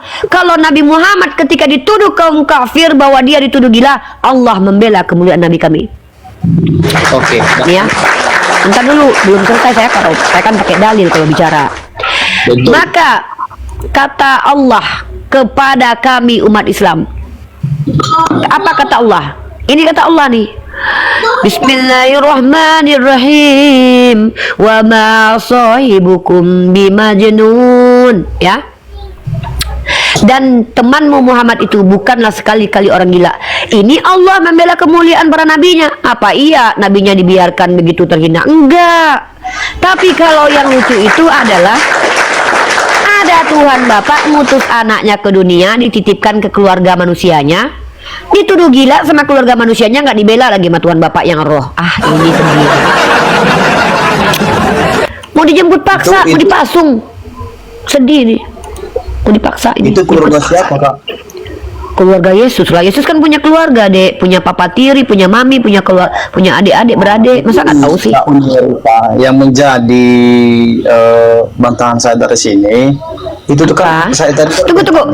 Kamu kan berlenya bertanya, bukan membantah. Makanya tadi kalau mau membantah, kamu harus buka cam pakai data. Kalau cuma bertanya boleh tutup cam. Di Kompas ini kan saya sudah kasih pilihan, Dek. Kalau diskusi itu harus buka cam, dan silakan setelah buka cam kamu pakai data. Tapi kalau kamu tidak punya kapabilitas alias kemampuan, kredibilitas itu kemampuan loh ya, tidak punya kemampuan memperlihatkan wajah aslinya sehingga kami ragu ini ChatGPT atau orang atau bukan, atau jangan-jangan hantu belau. Kami nggak boleh mendengarkan informasi dari itu Andrea, itu asli orangnya itu, Kak. Itu kan katamu, kami kan belum tahu, jangan-jangan kamu hantu belau lagi. Yang kedua, kamu tidak tunjukkan data. Saya dari tadi capek tunjukin data. Gini loh Andreas, tadi sebelum naik kan sudah saya kasih wanti-wanti. Andreas, kalau tidak kredibel cuman bertanya saja ya, Dek. Kalau bisanya punya kapasitas boleh ngobrol sama saya 2 arah. Nanti dinaikkan komalnya jadi 2, jadi ngomongnya 2 arah. Tapi kalau seandainya tidak punya kapasitas ya bertanya aja. Nah, kamu kan sudah bertanya, saya sudah menjawab. Silakan pertanyaan selanjutnya. Ya. Nah, jadi begini, Kak. Kok tiap kali live itu saya pantau terus. Kok tiap bertanya kok sama-sama kan dengan Bible orang-orang Kristen. Maunya kalau orang Kristen bertanya mengenai saya tidak menyamakan Al-Quran dengan Bible, itu sama saja merendahkan Al-Quran. Dek, kamu kok malah curhat? Tadi kan diizinkan bertanya, ya tanya aja. Gini loh, Dek. Tidak layak Unirifa ini menistakan Al-Quran dengan menyamakan Al-Quran dengan Bible. Dengan Quran aja Bible nggak setara loh, Dek. Quran aja tahu siapa penulisnya, Bible nggak tahu siapa penulisnya. Quran sumbernya jelas, Bible nggak jelas sumbernya. Masa saya berani menyetarakan Al-Quran sama Bible? Al-Quran itu kalam ilahi, Dek. Ya, sementara Bible itu karangan manusia, Dek. Masa saya berani menyamakan? Nauzubillah min dzalik, ya Allah ampuni hamba, tidak mungkin ya Allah. Tidak mungkin saya menyetarakan Al-Quran dengan Bible, karena Bible itu sama Quran aja kalah secara ilmiahnya. Nggak ikut dia kaidah ilmiah. Penulisnya nggak jelas, informasinya di dalam nggak tahu dari siapa, banyak kontradiksinya. Nggak mungkin saya samakan Al-Quran sama Bible. Maaf ya, kamu salah paham. Saya hanya ingin kamu mengerti apa yang saya jelaskan menggunakan kaidah berpikir agamamu. Gitu loh, Dek. Silakan pertanyaan selanjutnya, Dek. Jadi saya mau bertanya satu lagi. Di manakah ayat? Jangan satu lagi, Dek. 1001 pertanyaan lah, Dek, yang susah-susah. Kalau bisa ya nggak bisa saya jawab lah. Tolonglah. Tolonglah saya kali ini. Pertanyaanlah pertanyaan yang banyak dan susah. Makanya saya ingin pintar nih, cepat. Oke. Ini, Kak, di Quran Kakak siapa? Allah. Di manakah Allah itu menyatakan dirinya adalah Allah? Bisa nggak dibuktikan dengan saya data? tuh pengen kali pertanyaan susah, tapi ya udahlah, nggak apa-apa lah, saya hargailah ya. Gampang itu, Kak, tapi melalui dalil di ayat berapa dia? Oh, kami umat Islam, Dek. Umat Islam ini nggak pernah ngomong sembarangan tentang ketuhanan, mengeluarkan doktrin yang nggak ada dari Bible seperti itu tunggal. Kami nggak boleh gitu, itu dosa. Nah, pertanyaanmu, di manakah Allah mendeklarasikan dirinya sebagai Tuhan, sebagai Allah? Dalam surat Toha ayat ke-14. Nah, ini aku bacakan ya. Ya. Tapi aku ragu nanti setelah aku bacakan ayat ini apalah gunanya buatmu, ya kan? Tapi udah nggak apa-apa ya, nggak apa-apa. Iya, betul dek. Nggak, aku tahu kok. Bisa jadi banyak nonton. Iya, maksudnya pertanyaan ini bisa jadi adalah pertanyaan yang bisa menyadarkanmu bahwa ternyata kalau Tuhan mengaku Tuhan itu harus ada ayatnya ya, Dek ya. Setidaknya ya. Jadi kalau ada Tuhan yang tidak ada ayatnya, kalau dia Tuhan berarti bukan Tuhan ya, Dek ya. Kok diam, Dek? Enggak, Kak, malah diam. Enggak, maksudnya berarti kalau ada Tuhan yang dituhankan tapi nggak ada ayatnya bahwa dia adalah Tuhan, berarti itu bukan Tuhan ya, Dek ya. Jangan ribut, oi. Jangan ribut. Gimana, Dek? Iya, Ya kan, di Dek? ayat berapa tadi, Kak? Ya, enggak, tunggu dulu. Saya kan lagi cari ayatnya nih. Saya hafal tuh. Bismillahirrahmanirrahim. Innani anallahu la ilaha illa ana fa'budni. Toha ayat 14. Nah, Allah mendeklarasikan ketuhanannya. Jadi kalau ada Tuhan yang tidak mengaku sebagai Tuhan, maka dia bukan Tuhan ya, Dek.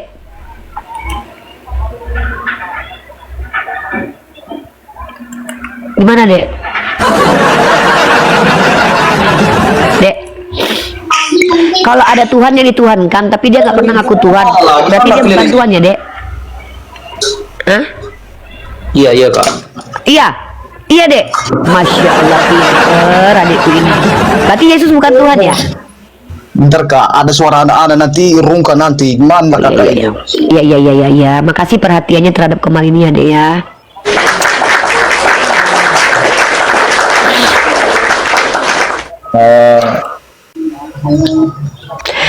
Nih ayatnya nih. Kamu kan pengen saya liatin ayatnya nih.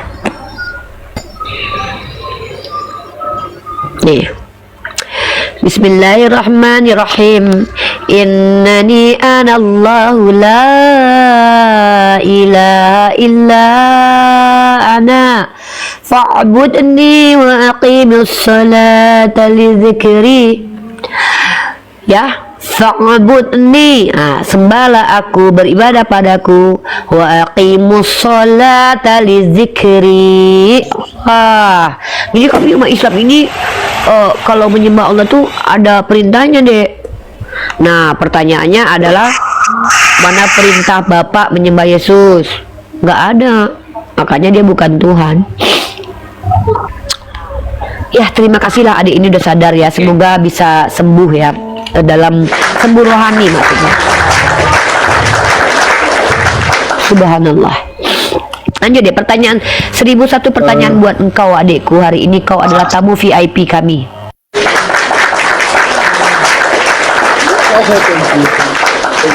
Ini Riva yang Kecil suaranya, Dek. Kecil suaranya, Dek.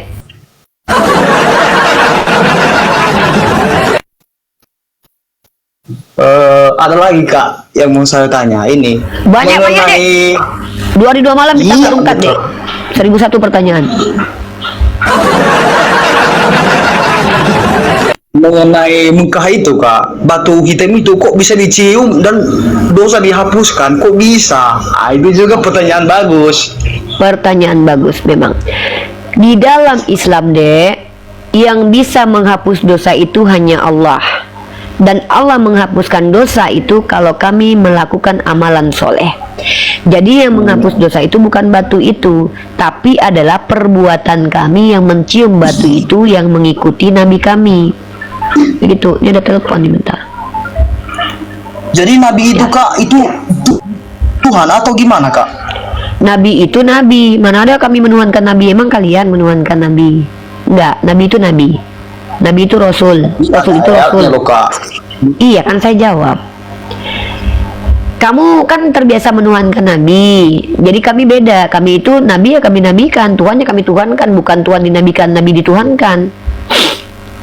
Iya, berarti Nabi itu ditiru ya atau diikuti ya? Nabi itu dijadikan suri tauladan.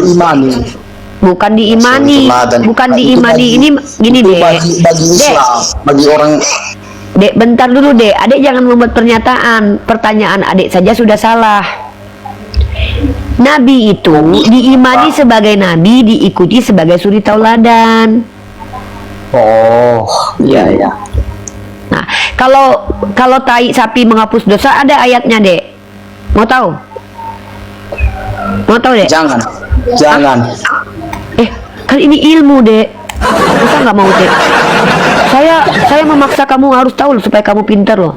Ternyata berat memang, Dek. Berat memang. Jadi Dek, memang, Dek, ada kitab suci, Dek ya, yang mengatakan tai sapi menghapus dosa, Dek.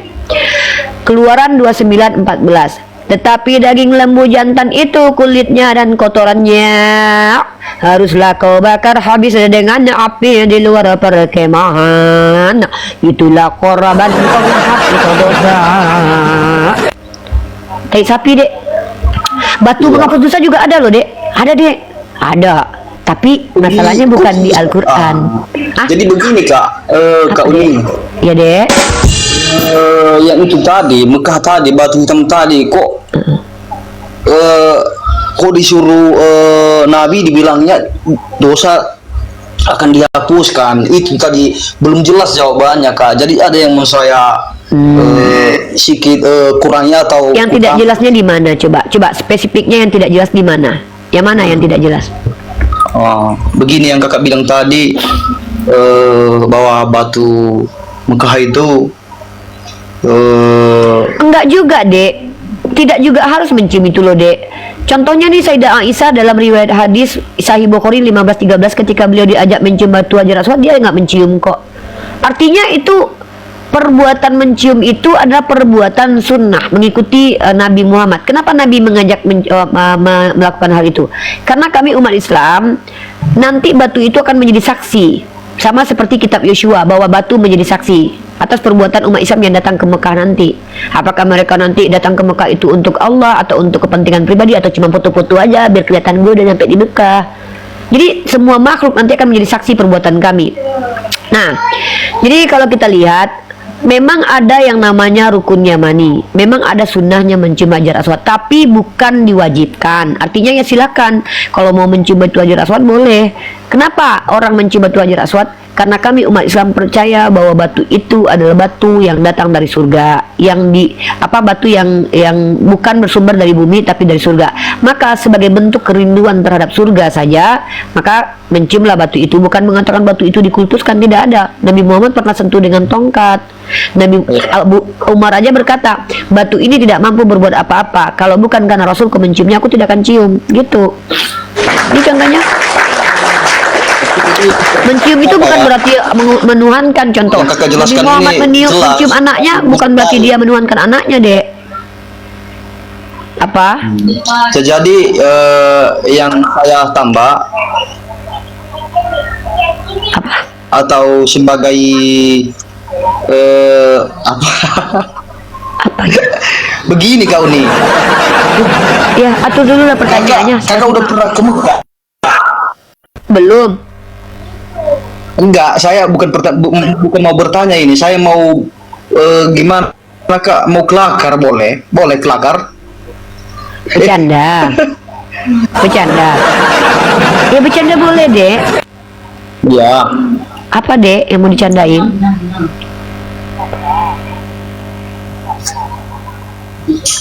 Dek, bertanya aja tuh. Jadilah udahlah. Menjelaskan kalian, Dek. Apa, Dek? Udah Kak, aku turun aja.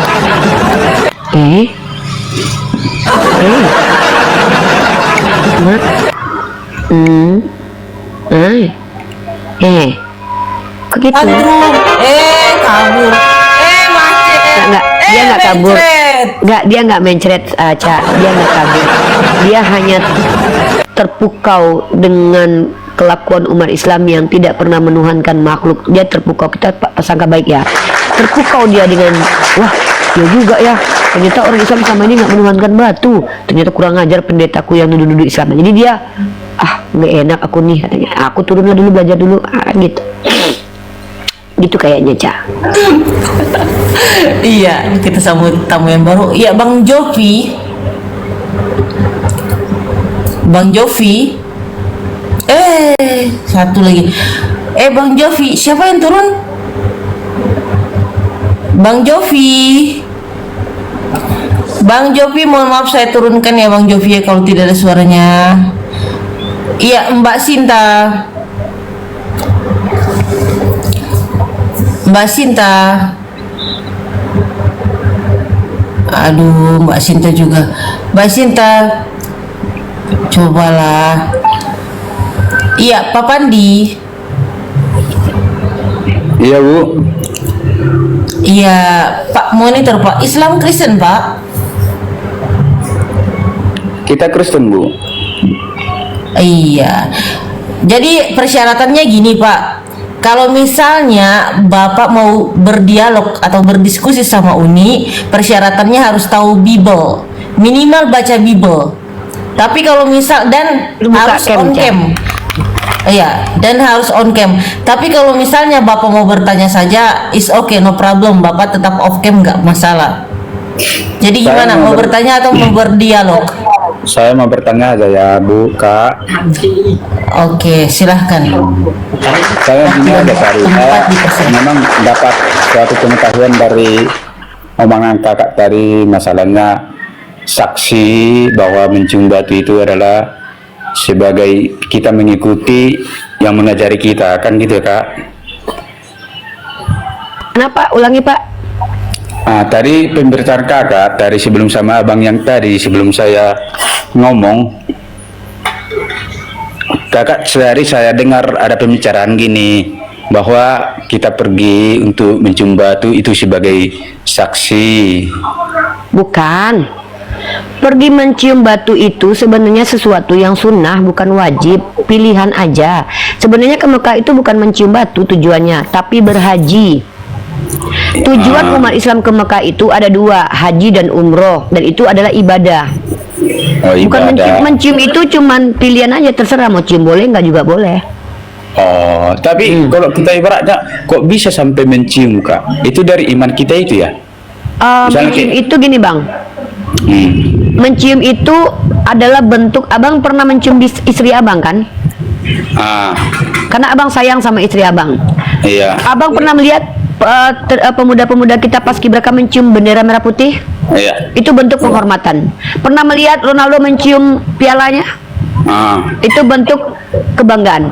Nabi Muhammad mencium batu Hajar Aswad karena menurut riwayat yang saya baca adalah karena batu itu dipercaya datang dari surga sebagai bentuk kerinduan terhadap surga.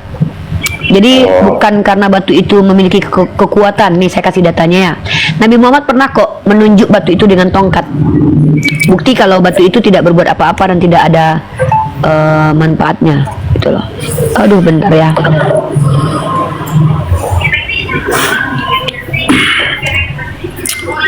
Bentar ya, nih Bang Aldaya nih.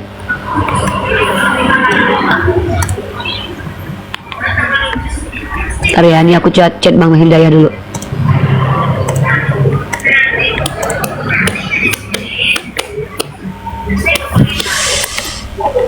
Sedikit ya Bang.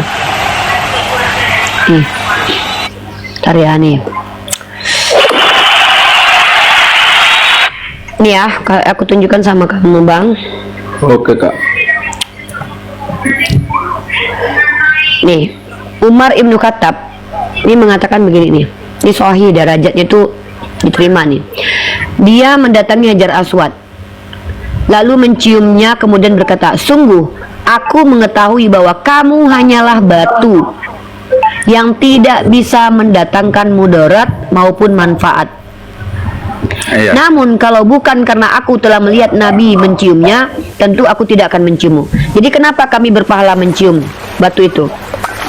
Bukan karena batu itu, tapi karena kami mengikuti Nabi kami. Syukron. Lanjut. Subhanallah. Bukan karena kami menganggap batu itu mengampuni dosa, tapi karena kami mengikuti sunnah Nabi Muhammad. Pertanyaan saya gini Kak. Apa pertanyaannya? Itu kan masuk akal juga, bahkan mantap juga dari ilmu kakak. Tapi awak yang enggak seperti Kristen, kayak saya tidak beriman, itu sebagai gini Kak, sama pandangan saya, kok harus seperti itu gitu. Saya ada contoh Tunggu. Tidak harus Pak. Iyalah. Maaf ya, tidak harus. Karena kalau harus itu dijadikan kayak iman fundamental nggak? Yang wajib itu sholat. Yang pertama wajib itu syahadat, yang kedua sholat, kemudian membayar zakat, berpuasa, dan kemudian naik haji, itu yang wajib. Selebihnya itu boleh, dan kalaupun dilakukan karena niatnya mengikuti Nabi, ya itu dapat pahala. Jadi di dunia ini bukan cuma mencium aja Pak ibadah. Orang Islam mengambil duri di jalan Pak, diambil duri itu, lalu diletakkan, dipindahkan ke tempat supaya orang jalan tidak terjatuh, itu menghapus dosa Pak. Bahkan saya mencium tangan suami saya, memeluk suami saya, menenangkan beliau kalau beliau punya masalah, itu pun bisa menggugurkan dosa. Kenapa? Melakukan amalan soleh. Karena di Islam itu amalan soleh itu bisa menggugurkan dosa. Kenapa? Ketika kami berbuat amal baik, ya dalam pandangan Islam amal itu baik, maka Allah ampuni dosa kami. Makanya di Al-Quran itu yang masuk surga Islam itu beriman dan beramal soleh. Nah, jadi mencium batu Hajar Aswad itu bukan karena kami mengkultuskan batu itu pernah hilang dulu, Pak. Batu Hajar Aswad itu pernah hilang dulu, Pak. Umat Islam nggak kehilangan Tuhan, Pak. Nah, Tuhan kami bukan batu. Oke, Kak, oke. Ya, Masuk jadi bagi akal. kami nggak masalah. Batu Hajar Aswad itu tidak membawa manfaat, tidak membawa mudarat. Justru itu ujian bagi umat Islam. Kalau umat Islam menyelewengkan apa hadis ini, maka dia menganggap batu itu kultus, maka dia akan berdosa. Tapi Iya, ketika dia melakukan itu hanya karena mengikuti nabinya Shallallahu Alaihi Wasallam, artinya dia mengikuti perilaku nabinya. Tapi dalam Islam begini, Pak, kalau ada orang yang mencium batu Hajar Aswad, dia memilih apa yang disunahkan Nabi kami, tapi dia meninggalkan kewajibannya, sama aja, Pak, dia tetap masuk neraka karena itu sunnah. Oke, Kak, oke. Kalau memang sih pengajaran Kakak sama pendirian pengetahuan Kakak sungguh luar biasa memang saya dengar. Tapi kayaknya kalau saya pribadi ya, nilai pribadi ya saya, Kak, kalau saya melihat, saya mengikuti lah, karena sering kita tengok dari ibaratnya dari TikTok orang, ya kan, cara video orang. Kita pandangan kita dari pribadi saya gini, Kak, kok seperti kayak salah gitu, padahal kalau kakak yang bilang kayak tambah bagus gitu. Gak apa-apa, Bang. Jadi gini, Bang, setiap orang punya cara dan metode menjelaskan. Iya. Ada orang yang menjelaskan menggunakan hawa nafsu, ada orang yang menjelaskan dengan ilmu. Iya. Saya tidak mau berprasangka buruk kepada setiap orang Kristen yang naik ke atas, walaupun saya tahu selama 6 tahun saya diskusi, hampir 80% di antara orang Kristen yang saya hadapi itu naik ke Komal itu bertanya bukan untuk dapat ilmu, tapi untuk menghujat agama saya. Tapi saya selalu berprasangka baik kepada orang Kristen yang baru masuk, baru naik. Saya anggap mereka adalah orang yang ingin tahu. Maka saya menjawab dengan ilmu, dengan pengetahuan saya, bukan dengan hawa nafsu. Seandainya pun abang menganggap bahwa saya salah, itu nggak masalah, itu kan pandangan abang. Kami tidak diberikan kewajiban membuat abang paham. Kewajiban kami hanya menyampaikan. Oke, Kak, oke. Memang saya paham, Kak. Maka kalau omongan kakak dari tadi memang gak ada yang salah. Aku hanya gini, Kak, menuju ke pertanyaanku sama kakak. Cara melihatku kepada orang-orang yang sudah sering saya tengok berangkat ke sana gitu, seolah-olah dari pandangan saya gini, Kak, kok lebih parah mengasihi batu itu daripada. Nah, masya Allah nih, keren banget nih. Abangku, dalam agama Islam, yang masuk Islam itu bukan yang ngaku Islam. Kurang paham, Kak. Ingat sekali lagi ya. Yang masuk surganya Islam itu bukan yang ngaku Islam, Bang. Tapi yang betul-betul aslam. Sebenarnya kalau kita ambil hikmahnya ya, Bang, kenapa Nabi Muhammad mencium batu, dan bahkan ini ya, Rasulullah itu ketika beliau itu nih, saya kasih sama abang ya. Ini keren banget, ini Rasulullah tuh mengajarkan kepada kami kecenderungan kami ke Mekah itu untuk apa?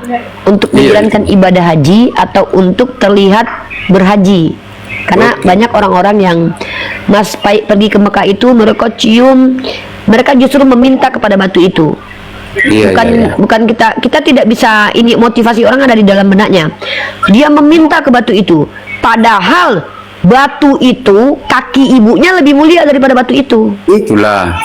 Nah, bukan berarti, makanya Rasulullah ini kan, Bang, ini saya tunjukkan sama Bang nih. Kenapa teman-teman Kristen itu hanya fokus kepada sunnah mencium batu, padahal Nabi saya itu mengajarkan ajaran tuh 7.000 hadis loh nih. Saya tunjukkan ya. Nih, hasilnya nih. Kenapa hanya fokus kepada mencium batu saja? Kenapa tidak fokus kepada ajaran Nabi saya yang 7.008 hadis ini? Artinya itu cuma salah satu pilihan, Bang. Cuman salah satu pilihan saja, bukan menjadi kewajiban, dan itu cuma salah satu. Salah satu bentuk amalan sunnah yang kalau ditinggalkan tidak masalah. Tapi kenapa banyak teman-teman abang bertanya tentang itu? Mohon maaf, Bang, rata-rata teman-teman abang mau memframing kami, mau mengatakan kami penyembah batu. Sebenarnya begitu. Nah, jadi yang mempertanyakan ini itu teman-teman Kristen, bukan orang Islam. Orang Islam mana pernah sering bahas-bahas begini. Bagi kami itu bukan mencium batu Hajar Aswad ke Mekah itu. Bagi kami ke Mekah itu adalah kami mampu menjalankan semua rukun-rukun Islam, rukun Islam terakhir dengan kemampuan kami menjalankan haji. Bukan mencium batu itu. Faktanya kaki ibu saya lebih mulia daripada batu itu, Bang. Saya lebih baik 10 kali mencium kaki Itulah. mama saya Tapi ketimbang kan bolak gini, balik Kak. ke Mekah. Ah. Ya bang. Itulah. Tapi kalau misalnya saya sih belum pernah ke sana sih, seperti kayak orang-orang Islam yang ke sana. Bahkan gini Kak, pertanyaan saja kok sampai ibaratnya lebih dari kita ulang tahun. Kalau kita ulang tahun kayak ibaratnya kita dapat hadiah, seperti lebih dari situ orang itu kayak pingin ke sana gitu. Jadi seolah-olah gini Kak, kok kayak apa di situ Tuhan orang itu ya? Apa memang betul? Enggak, Makanya enggak, itu perilaku. Anda melihat perilaku. Anda hanya melihat perilaku, bukan melihat ajaran. Tidak ada di situ Itulah. diwajibkan mencium batu hajar aswad. Yang diwajibkan itu naik haji, itu pun bila mampu. Iya, Saya pikir Anda mengerti jawaban saya ya. Saya Iya, tidak suka membahas perilaku bang, karena kalau membahas perilaku justru teman-teman Kristen malah melakukan apa yang tidak diajarkan Yesus. Itu fundamental. Tapi kalau ada umat Islam mencium batu hajar aswad sampai mau mati, itu tidak diwajibkan dalam Islam. Dia yang salah, karena ajarannya nggak ada. Bahkan Nabi Muhammad pernah menyentuh hajar aswad dengan tongkat itu. Artinya, bahkan ini Umar berkata nih, ketahuilah demi Allah, aku tahu kamu hanyalah batu. Hanyalah batu, tidak membawa mudarat, tidak membawa manfaat. Jadi kalau ada orang yang sok-sokan lebih hebat daripada Rasulullah, berarti dia telah mengada-adakan ajaran. Ya, jadi tidak ada perintah wajib mencium batu hajar aswad. Itu hanya diizinkan, dibolehkan sebagai bentuk kami mengikuti sunnah Nabi. Dan saya kalau nggak mencium batu hajar aswad seumur hidup nggak apa-apa, nggak penting. Karena yang penting itu adalah sholat, sedekah, zakat. Yang penting itu adalah syahadat, sholat, zakat, puasa, baru haji. Itu pun haji bila mampu loh. Ingat ya, yang berhaji itu saja ada ketentuannya, bila mampu secara finansial dan secara fisik. Kalau nggak mampu, tidak masalah bagi Allah. Oke Kak, itulah Pak saya. Kalau dari tadi memang ngomong Kak, saya suka dengan pencerahan Kakak. Jadi aku hanya nanya gini Kak, seperti contoh ya, aku sendiri atau pandangan Kakak entah Nih, tahu Bang. apa hari. Iya. Nih bang, aku kasih ya. Kalaulah memang Nabi Muhammad mengajarkan Tuhan itu adalah batu, mungkin nggak Nabi Muhammad menyenggol dengan tongkat? Nih, pada waktu haji wada, Rasulullah SAW melaksanakan tawaf di Baitullah dengan mengendarai hewan tunggangan beliau, dan beliau menyentuh hajar aswad dengan tongkat. Kalau memang Nabi Muhammad mengajarkan kami bahwa batu itu adalah Tuhan, apa iya Nabi Muhammad nyenggol dengan tongkat? Dia mau mengajarkan bahwa itu Tuhan, tapi dia senggol dengan tongkat. Ini bukti bahwa batu ini tuh nggak ada apa-apanya. Hanya Nabi kami mengajarkan kepada kami untuk apa? Untuk kerinduan kami kepada kasih sayang Allah, surga. Batu itu dipercaya dari surga gitu loh. Bukan, dan batu itu nanti menjadi saksi atas perbuatan orang-orang yang pergi ke Mekah itu nanti. Apakah mereka itu ke Mekah bisa jadi karena untuk mencium batu itu, minta ke batu itu kah? Musyrik mereka. Makanya saya bilang, tidak semua orang terlihat Islam itu betul-betul aslam kepada Allah. Terlihat Islam belum tentu Islam bang. Betul. Oke Kak, sangat betul Kak. Itulah, memang itulah misalnya pandangan Kak, nggak salah saya memandangkan Kak, misalnya apa yang udah Ya, terjadi. izin mungkin saya harus kasih wawasan ini biar abang nggak serap kaprah ya. Justru kalau kami jahat, kami yang berhak menuduh kalian nyembah batu loh. Kenapa? Karena dalam kitab Yesaya pasal 6 ayat 6 bang, itu sama bang, mencium batu, mencium bara malah menghapus dosa nih. Yesaya, tetapi seorang daripada serafim itu terbang mendapatkan aku, di tangannya ada bara yang diambilnya dengan sepit dari atas misbah, lalu menempelkan ke mulutnya Yesaya. Bayangkan bang, kalau kami jahat ya, kami nggak suka. Mana pernah kami bilang kalian Tuhannya batu, kami tahu Tuhan kalian manusia gitu loh. Ia menyentuhkannya kepada mulutku serta berkata, lihat, ini telah menyentuh bibirmu, maka kesalahanmu telah dihapus dan dosamu telah diampuni. Artinya menyentuh bara, bibir menyentuh bara, mencium bara, itu menjadi asbab dosa terampuni. Dan lihat apa arti bara. Bentar, saya tunjukkan dulu ya. Kita lihat bara tadi. Bara tadi apa dalam bahasa aslinya? Sebenarnya bara itu apa? Batu keramik bang. Batu keramik. Nih lihat nih, bara nih, rizpah nih. Rizpah bang, bara itu ternyata apa? Rizpah itu lantai batu. Oke Kak. Lantai batu. Jadi kalau kami jahat, kami ini orang yang suka memframing agama kalian, justru yang bisa dituduh menyembah batu tuh ya saya. Kalau mencium batu menghapus dosa. Iya Ya. kak, iya. Tapi mohon maaf sebelumnya kak, gini kak, jangan salah paham dulu ya kakak. Enggak, hanya aku tahu abang baik. menyampaikan- Insyaallah abang baik. Menyampaikan apa cara berpikir saya, cara melihat saya itu adanya. Jadi saya bukan hanya untuk memframing kakak gitu karena Enggak lah, saya berprasangka baik kepada Anda. Saya anggap Anda orang yang ingin tahu. Cuman kenapa saya harus tunjukkannya saya tadi untuk Kak. membuktikan kepada Anda kalau kami pikirannya seperti kalian. Maka yang lebih tepat dituduh menyembah batu itu justru ya saya. Kenapa? Ya saya itu ketika batu keramik itu dicium bibirnya dosanya terampuni. Artinya tidak ada ajaran bahwa ya saya itu diampuni karena Tuhan mengampuni, tapi justru karena mencium batu. Tapi kalau kami kan diampuni dosa karena melakukan perbuatan, mengikuti perbuatan Nabi, bukan karena batu itu, tapi karena kami mengamalkan amalan sunnah. Amalan sunnah itu mengikuti Nabi bang. Contoh, ketika Nabi kami tidur miring ke kanan, boleh kami ikuti, boleh kami tidak ikuti. Kalau kami ikuti kami dapat pahala. Ketika Nabi kami minum sambil duduk, boleh kami ikuti, boleh tidak, itu pilihan kita. Tapi ketika kami ikuti, dosa kami terampuni karena kami dapat pahala. Nah jadi inilah kenapa kami ini adalah umat Islam yang cara ke surganya itu bukan beli surga, tapi dengan patuh kepada Allah, makanya kami masuk surga. Kan Yesus juga ajarkan begitu di Matius 7:15. Tidak setiap yang memanggil aku Tuhan, Tuhan masuk kerajaan surga, tapi yang mengikuti perintah Allah Bapa. Nah kami begitu, kami masuk surga itu karena ikuti perintah Allah Bapa. Mengikuti perintah Allah Subhanahu wa Ta'ala. Apa perintah Allah? Ikutilah Rasulmu, jadikan dia suri tauladan. Iya kak, Ya kami. Nah gitu. Silakan abangku. Oke kak, saya semua memang apa yang sampaikan kakak memang dari tadi ya nggak ada yang salah, bahkan saya sukai, betul juga kak. Itu aja. Ya mudah-mudahan bermanfaat buat Anda. Itu adanya. Seandainya kakak nggak menyampaikan seperti pikiran kakak, rasa masih banyak orang yang salah paham gitu, seperti yang lain-lain. Karena seperti saya sih, jujur aja kak, kadang saya jadi berpikir gini, karena saya tengok kok seperti itu Tuhannya ya gitu, dengan perilaku yang sudah kita tengok yang lewat, bahkan kok lebih parah, kayak senang kali ya gitu.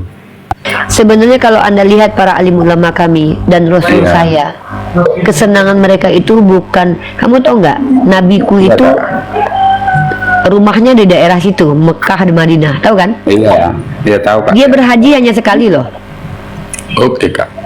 Nabi Muhammad sekali haji wada ya. Berapa kali Nabi Muhammad berhaji? Tunggu, entah berapa? Tunggu. Berapa kali Nabi Muhammad berhaji? Bentar, takut aku salah nanti. Gak usah pada takut kak, nggak ada yang Aku takut salah bang. Aku kalau salah bang, aku berdosa bang. Karena kalau aku salah bang, aku menyampaikan sesuatu yang keliru. Tiga kali berhaji 3 kali. Tantap nih. Nah, semua orang wajib pernah salah lah, itu aja hitungannya. Iya, saya tahu bang. Kami ini umat Islam bang ya. Kalau kami bicara di depan publik, lalu kami menyampaikan kekeliruan dalam penyampaian dan kami tidak langsung mengkoreksinya, orang yang tadi nonton saya yang udah pergi itu bisa keliru gara-gara saya. Saya bertanggung jawab nanti di yaumil hisab bang. Saya nanti ditanya sama Allah. Ya. Ternyata Rasulullah itu berhaji sebanyak nih. Dalam sejarah Nabi, Rasulullah hanya melaksanakan ibadah haji 1 kali, yaitu pada tahun ke-10 Hijriah. Ibadah haji tersebut dikenal dengan sebutan haji wada, karena menjadi haji perpisahan. Tunggu, kok di sini ada aneh. Menurut buku sejarah kebudayaan Islam Madrasah Ibtidaiyah, haji wada merupakan satu-satunya ibadah haji yang dilakukan Nabi. Berarti sekali ya beliau berhaji ya. Istilah haji wada berasal dari kata wada. Bentar. Ibadah ini dilaksanakan pada 10. Oke, di sini tertulisnya Nabi Muhammad itu berhaji hanya sekali. Nah, ini bang saya mau bilang, kalaulah mencium batu Hajar Aswad itu adalah perilaku mencium Tuhan, pasti Nabi kami melakukannya setiap hari bang. Tapi tahu nggak yang dilakukan Nabi kami setiap hari dan menjadi hobinya apa? Sholat bang. Oke kak, yang masuk kak. Dan sholat itu menghadap ke Mekah itu bukan menghadap ke batu itu, karena batu itu pernah hilang dulu. Waktu batu itu hilang, arah kiblat kami nggak pindah bang, karena yang menjadi patokan kiblatnya itu bukan batunya, tapi Ka'bah itu, tempat sujud pertama itu. Tapi sih ada lagi petang saya satu lagi ya kak, minta maaf ya. Ya Allah. Iya. Kalau dari ajaran kakak memang dari tadi ajaran semua yang pernah dilakukan Nabi Muhammad kepada pencipta Allah. Jadi sekarang ini kita tengok memang kebanyakan rata-rata kita bahkan 7% fokusnya ke pengajaran Nabi Muhammad. Padahal sebelum Nabi Muhammad itu datang kan ajaran Allah pun pernah datang, misalnya firman-Nya pernah datang untuk apa. Tapi sekarang saya tengok, ya, saya tengok sih kok lebih ajaran dari Muhammad yang diambilkan gitu, Kak. Ya, karena kami umatnya Nabi Muhammad, bukan umatnya Nabi Isa, bukannya umatnya Nabi Musa. Karena Nabi Musa itu diutus hanya untuk Bani Israel, kami bukan Bani Israel. Oh iya. Dan andai pun ada Bani Israel di zaman ini, mereka harus mengikuti Nabi Muhammad karena nabinya Nabi Muhammad, harus mereka akui. Jadi gini Bang, Abang harus pahami begini. Iya. Ketika Allah mengutus Nabi Musa, itu untuk khususan Bani Israel. Makanya Nabi Musa itu berkata, ya Bani Israel askuru. Ntar nih, telepon dan ntar dulu, ntar ya, telepon dan dulu, ntar. Oke. Halo Kak Halo. Sam, Bentar ya. ya Kakku ya. Halo, Uni nggak mood. Lagi sibuk nggak? dari di Komal Melani. Ayo. Aku habis debat sama si RK. Iya, Bang Fandi. Bang Fandi, jadi gini Bang Fandi. Kalau Iya, Bang Kak. Fandi kemudian bilang bahwa semua orang itu pada saat mereka ke Mekah itu mereka berdesak-desakan untuk apa harus nyentuh batu Hajar Aswad, itu enggak benar. Enggak semua orang. Sampai mana tadi Dek? Iyalah, iya, Dek? iya, iya. Sampai mana tadi Dek? Dilupa. Waduh. Ya pertanyaan saya gini aja Kak. Apa, Bang? Dari berkembang. Gini Bang, ini. Kan Abang bilang, kenapa kami lebih mengikuti ajaran Nabi Muhammad? Ya karena beliau Iya. adalah suri tauladan kami. Nah, Rasulullah itu pernah bilang begini, seandainya Musa dihadirkan dia di zaman ini, diturunkan oleh Allah, dia diambil Allah dari tempatnya sekarang, hidup dia Ya. sekarang, dia harus ikut Nabi Muhammad loh. Dia akan ikut syariat Nabi Oh Muhammad. iya. Oke Kak. Oke, Nah, ya, iya. Betul. Makanya waktu sahabat membawa kitab gulungan kitab Oke. yang Kak. diklaim sebagai tanah, Rasulullah bilang begini, buat apa baca kitab itu? Seandainya Musa sekarang hadir di zaman ini, dia akan mengikuti ajaranku. Karena ajaran ajaran Nabi Musa itu ajaran yang relevan untuk zamannya dan untuk umatnya. Jadi di Al-Quran itu tidak ada ya ayuhan nas, nggak ada gitu Nabi Musa bilang. Tapi Nabi Musa bilang ya Bani Israel. Jadi Nabi Musa itu diutus untuk Bani Israel. Kalau Al-Quran ya ayuhan nasu ubudu rabbakumul ladzi khalaqakum. Nah, seluruh manusia. Oke. Kak. Bukan Berarti ya gini, Kak. Bani Indonesia, ya Bani Arab, nggak ada. Ya Bani Ismail, nggak ada. Tapi ya ayuhan nas. Di dalam Al-Quran Nabi Musa berkata kepada Bani Israel dengan apa? Ya Bani Israel azkuru ni'mati allati an'amtu alaikum. Nah, artinya gini, beliau diutus untuk kaumnya Bani Israel, tapi bukan berarti Bani lain tidak boleh mengikuti beliau. Oh. Tapi beliau itu menyelamatkan Bani Israel, diutus di tengah Bani Israel yang pada waktu itu belum mendapatkan risalah kerasulan, yang menyeleweng. Lalu kemudian bukan berarti beliau itu tidak boleh diterima oleh Bani lain, boleh. Nabi itu semua kami terima. Seandainya saya waktu ini, misalnya saya hidup di zaman Nabi Ya. Musa, tapi saya bukan Bani Israel, saya boleh menjadi umatnya Nabi Musa pada waktu itu, karena waktu itu nabinya Nabi Musa. Oke Kak. Nah, Berarti begitu juga ketika kemudian- Nabi Isa hadir nih. Bentar. Ketika Oke. Nabi Isa hadir, dia juga berteriak kepada Bani Israel, "Ya Bani Israel." Kenapa?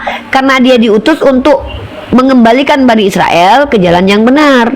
Bukan Oke, berarti orang Yunani tidak boleh ikut Nabi Isa, boleh, silakan kalau mau. Karena Oke, dia Kak. nabinya pada waktu itu. Karena pada waktu itu masa kenabian Nabi Isa. Simpelnya Dan kami gini, tidak bisa memastikan apakah ada lagi nabi yang lain, rasul lain diutus ke bangsa lain, kami tidak tahu itu. Yang penting nabi lain ada, Nabi Yahya, Nabi Zakaria ada. Iya. Ya, karena beda Bang. Nabi itu orang yang diberikan wahyu yang tidak diwajibkan untuk disampaikan kepada kaum. Tapi kalau Rasul, Nabi yang diutus kepada suatu kaum. Nabi Isa adalah Nabi yang diutus kepada kaum Bani Israel. Nabi Muhammad adalah Nabi yang diutus menjadi Rasul kepada seluruh alam, termasuk kepada jin dan manusia. Nah, kalau Nabi Musa, Nabi yang diutus kepada kaumnya, yaitu kaumnya apa? Bani Israel. Bukan berarti Bani Amalek tidak boleh mengikuti Nabi Musa, boleh. Oke, Kak. Gitu. Oke. Nah, inilah agama Islam. Jadi kami percaya Nabi Musa itu adalah nabi untuk kaumnya, Nabi Isa nabi untuk kaumnya, Nabi Muhammad nabi untuk umatnya. Yaitu umatnya mana? Bukan etnis, bukan tapi seluruh alam. Karena Allah sudah katakan Muhammad adalah rahmatan lil alamin. Alam itu Bang, alamnya. Nih, Nabi Muhammad itu rahmatan lil alamin. Karena dia penutup para nabi, ya.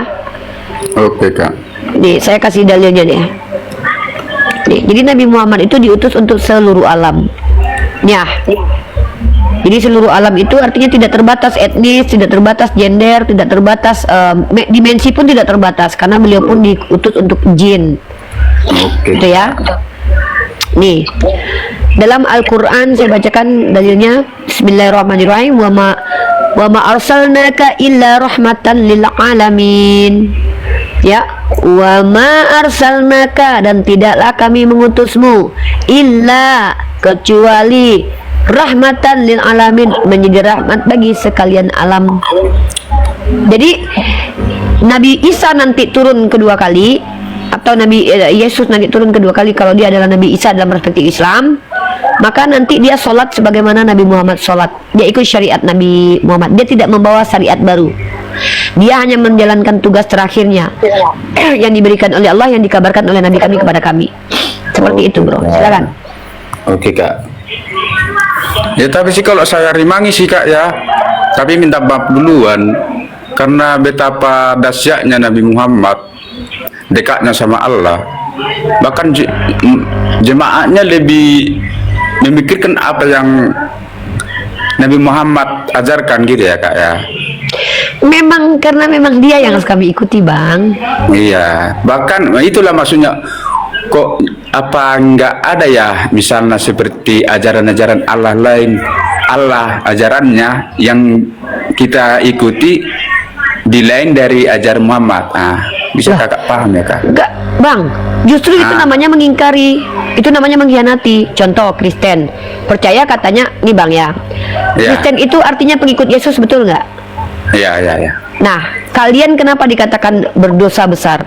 Kalian mengklaim pengikut Yesus, tapi nggak ada satupun ajaran Yesus yang kalian ikuti. Dan ajaran kalian bukan ajaran dari Yesus. Nah, inilah kenapa kalian dikatakan ingkar dalam Islam. Kami mengaku pengikut Nabi Muhammad, dan kami betul-betul mengikuti Nabi Muhammad. Nah, inilah bedanya benar mana. Kalau kita bicara benar dan salah, maka kami dibenarkan karena klaim, kalian disalahkan karena klaim. Klaim mengikuti tapi tidak mengikuti, itu artinya dusta atau munafik. Kami mengikuti, kami berkatakan, apa kata kami, Bang? Pertama kami masuk Islam, kami berkata apa? Asyhadu alla ilaha illallah wa asyhadu anna Muhammad Rasulullah. Artinya kami sudah memberikan pernyataan. Apa pernyataan kami? Pernyataan kami bahwa Allah adalah Tuhan yang harus disembah dan diibadahi. Muhammad adalah Nabi yang harus diikuti. Nggak bisa kita ikuti Allah, Bang. Masa mengikuti Allah? Gimana cara mengikuti Allah? Tapi kami harus mengikuti apa yang Allah kehendaki untuk diikuti. Yang bisa diikuti ya Nabi Muhammad, karena dia yang nampak dari mata manusia. Menikahnya cara Nabi Muhammad. Masa kalau cara menikah kami harus ikuti Allah, harus menikah dulu untuk kami contoh? Kan nggak mungkin Tuhan begitu. Maka diutuslah dari kalangan manusia untuk dapat menjadi standarisasi untuk tiruan. Siapa dia? Muhammad. Makanya dikatakan Nabi Muhammad itu suri tauladan. Ini dalilnya, ya. Nabi Muhammad itu suri tauladan. Jadi apa? Kami mengikuti perilaku dia. Nih, surah Al-Ahzab ayat 21. Ada dalilnya nih tertulis, ya. Apa kata Allah? Apa kata Allah memerintahkan kepada kami? Surah Al-Ahzab nih. Apa kata Allah? Laqad kana lakum fi Rasulillah uswatun hasanah. Uswatun hasanatun liman kana yarjullah wal yawmal akhirata wa zakarallahu katsira. Kata Allah, sungguh telah ada pada diri Rasulullah itu suri tauladan yang baik bagimu, bagi orang yang mengharap rahmat Allah. Jadi kalau kami ingin mendapatkan rahmat Allah, maka kami harus menjadikan Nabi Muhammad suri tauladan. Karena hari kiamat dan Allah dan hari kiamat dan yang banyak mengingat Allah. Jadi kalau kami itu adalah orang yang mengharap rahmat Allah, mengharapkan bahwa kiamat akan datang, bahwa kami mengingat Allah, maka kami harus menjadikan Nabi Muhammad suri tauladan. Apa salah satu contohnya Nabi Muhammad? Itu salah satu di dalam 7.000 hadis bang, mencium batu itu bang. Kenapa nggak ingat?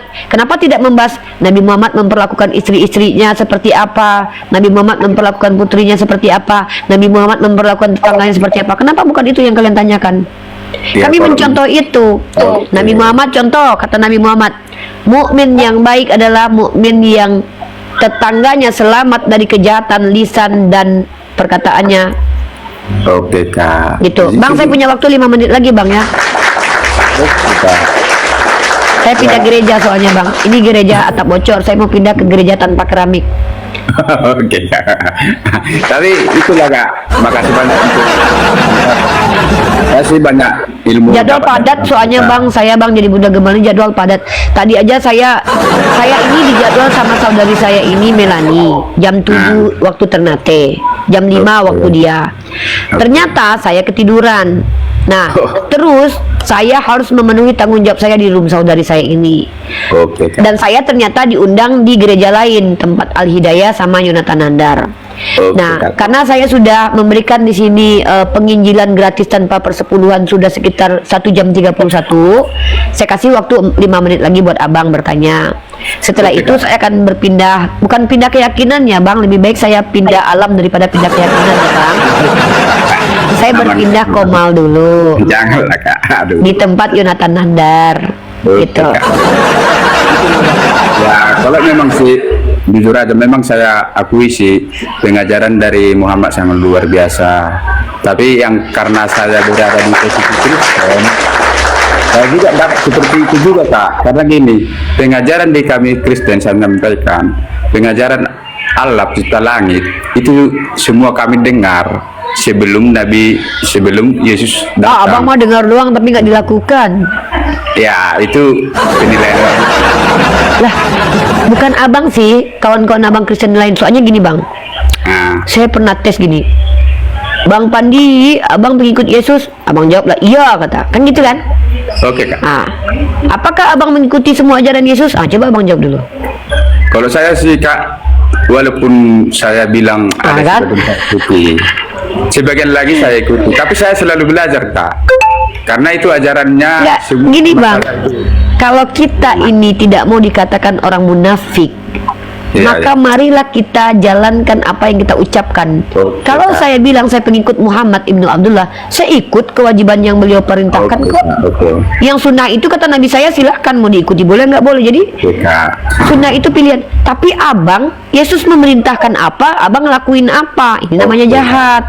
Kalau itu Kak, masalah itu saya potong. Kalau memang kami kalau diajarkan, kami nggak diajarkan untuk menilai orang, karena yang menilai itu saya boleh menilai orang bang, karena saya ini belajar psikologi bang. Iya Kak, tapi kalau kenapa kami tidak boleh menilai? Kenapa kami boleh menilai orang? Pertama, untuk menyadarkan orang tersebut, karena penilaian itu bukan kita yang nilai bang, tapi orang lain bang. Oke Kak. Penilaian yang tepat itu bukan kita. Masa kita bilang diri kita pinter? Yang mengatakan kita pintar itu orang lain bang. Bagaimana kita tahu kalau kita pintar kalau kita larang orang menilai kita? Maka seharusnya kita bangga dinilai orang, supaya kita tahu mengkoreksi diri. Jadi kalau kita larang orang menilai orang, gimana orang mau berubah? Dikoreksi aja nggak mau, dinilai aja nggak mau. Gini Kak, bukan itu salah. Yang kita bisa menilai, tapi untuk memastikan salah seharusnya nggak bisa. Itunya maksudku. Ini yang saya mau buktikan. Abang sendiri buktikan. Abang salah atau enggak? Abang sendiri yang buktikan. Makanya saya tanya, abang betul mengikuti ajaran Yesus? Ya betul lah Kak. Nah, apa kata Yesus dalam Lukas pasal 6:30? Saya akan kita buka ya. Saya cuma menguji, bukan apa sih, saya pengen membuktikan lisan abang aja gitu loh. Oke Kakak. Dalam kitab Lukas pasal 6 nomor 30, gini kata Yesus. Ini perkataan Yesus berwarna merah. Berilah kepada setiap orang yang meminta kepadamu, dan janganlah meminta kembali kepada orang yang mengambil kepunyaanmu. Bang minta uang 1 juta bang. Lah, katanya pengikut Yesus. Perintah Yesus kepada abangku adalah berilah kepada setiap orang yang meminta kepadamu, dan janganlah meminta kembali kepada orang mengambil kepunyaanmu. Bang minta 1 juta bang, duit bang. Kan katanya itulah kata saya. Jadi bukan saya mengatakan abang salah, tapi perilaku abang sendiri membuktikan kalau abang tidak mampu mengikuti ajaran Yesus. Karena memang ajaran ini tidak mungkin bisa diikuti. Kenapa? Karena ini saya yakini bukan perintah Yesus, tapi perintah Lukas. Oke Kak, oke, masuk akal. Oke Kak. Nah, gitu abangku, maaf ya. Mungkin abang Oke, agak Kak. sedikit tersakiti lah dengan pembuktian Enggak, saya, Kak. tapi Kalau- kebenaran itu tidak mengenal perasaan bang. Enggak, Bisa Kak. jadi sakit itu adalah obat bagi kita. Oke. Silakan Kak, abang, sekarang mungkin ada lagi yang disampaikan sebelum saya berizin untuk pindah. Satu kita enggak ada, karena gini, kalau saya gimana sih, yang menentukan itu 100% itu yang kita yang di atas itu aja. Jadi kalau ada Ya, kata oh orang, iya kami iya, mana berani kami bang. Kami Iya. cuma membuktikan bahwa anda Iya. itu jujur atau tidak, itu kami buktikan. Oke, saya pindah ke tempat Yonatan Nandar ya, dia udah telepon nih. Oke Kak. Oke. Oke, terima kasih Uni. Ya dek, Terima izin kasih ya dek ya, banyak, maaf ya Uni. dek ya. Iya. Makasih ya Uni ya udah ini. Oke. Saya akhiri diskusi dan debat para apologet Islam yang telah memberikan kita ilmu dan pengetahuan tentang ajaran Islam dan ajaran Kristen. Semoga ilmu yang kita dapat dari diskusi dan debat ini dapat membentengi kita dari permutatan yang mana pada saat sekarang banyaknya misionaris mencari muslim yang awam untuk dimurtadkan. Saya akhiri video ini. Terima kasih kepada saudara-saudari muslim semua yang telah mengikuti diskusi ini sampai habis. Sampai ketemu lagi dan nantikan video-video diskusi dan debat apologet Islam selanjutnya. Assalamualaikum warahmatullahi wabarakatuh.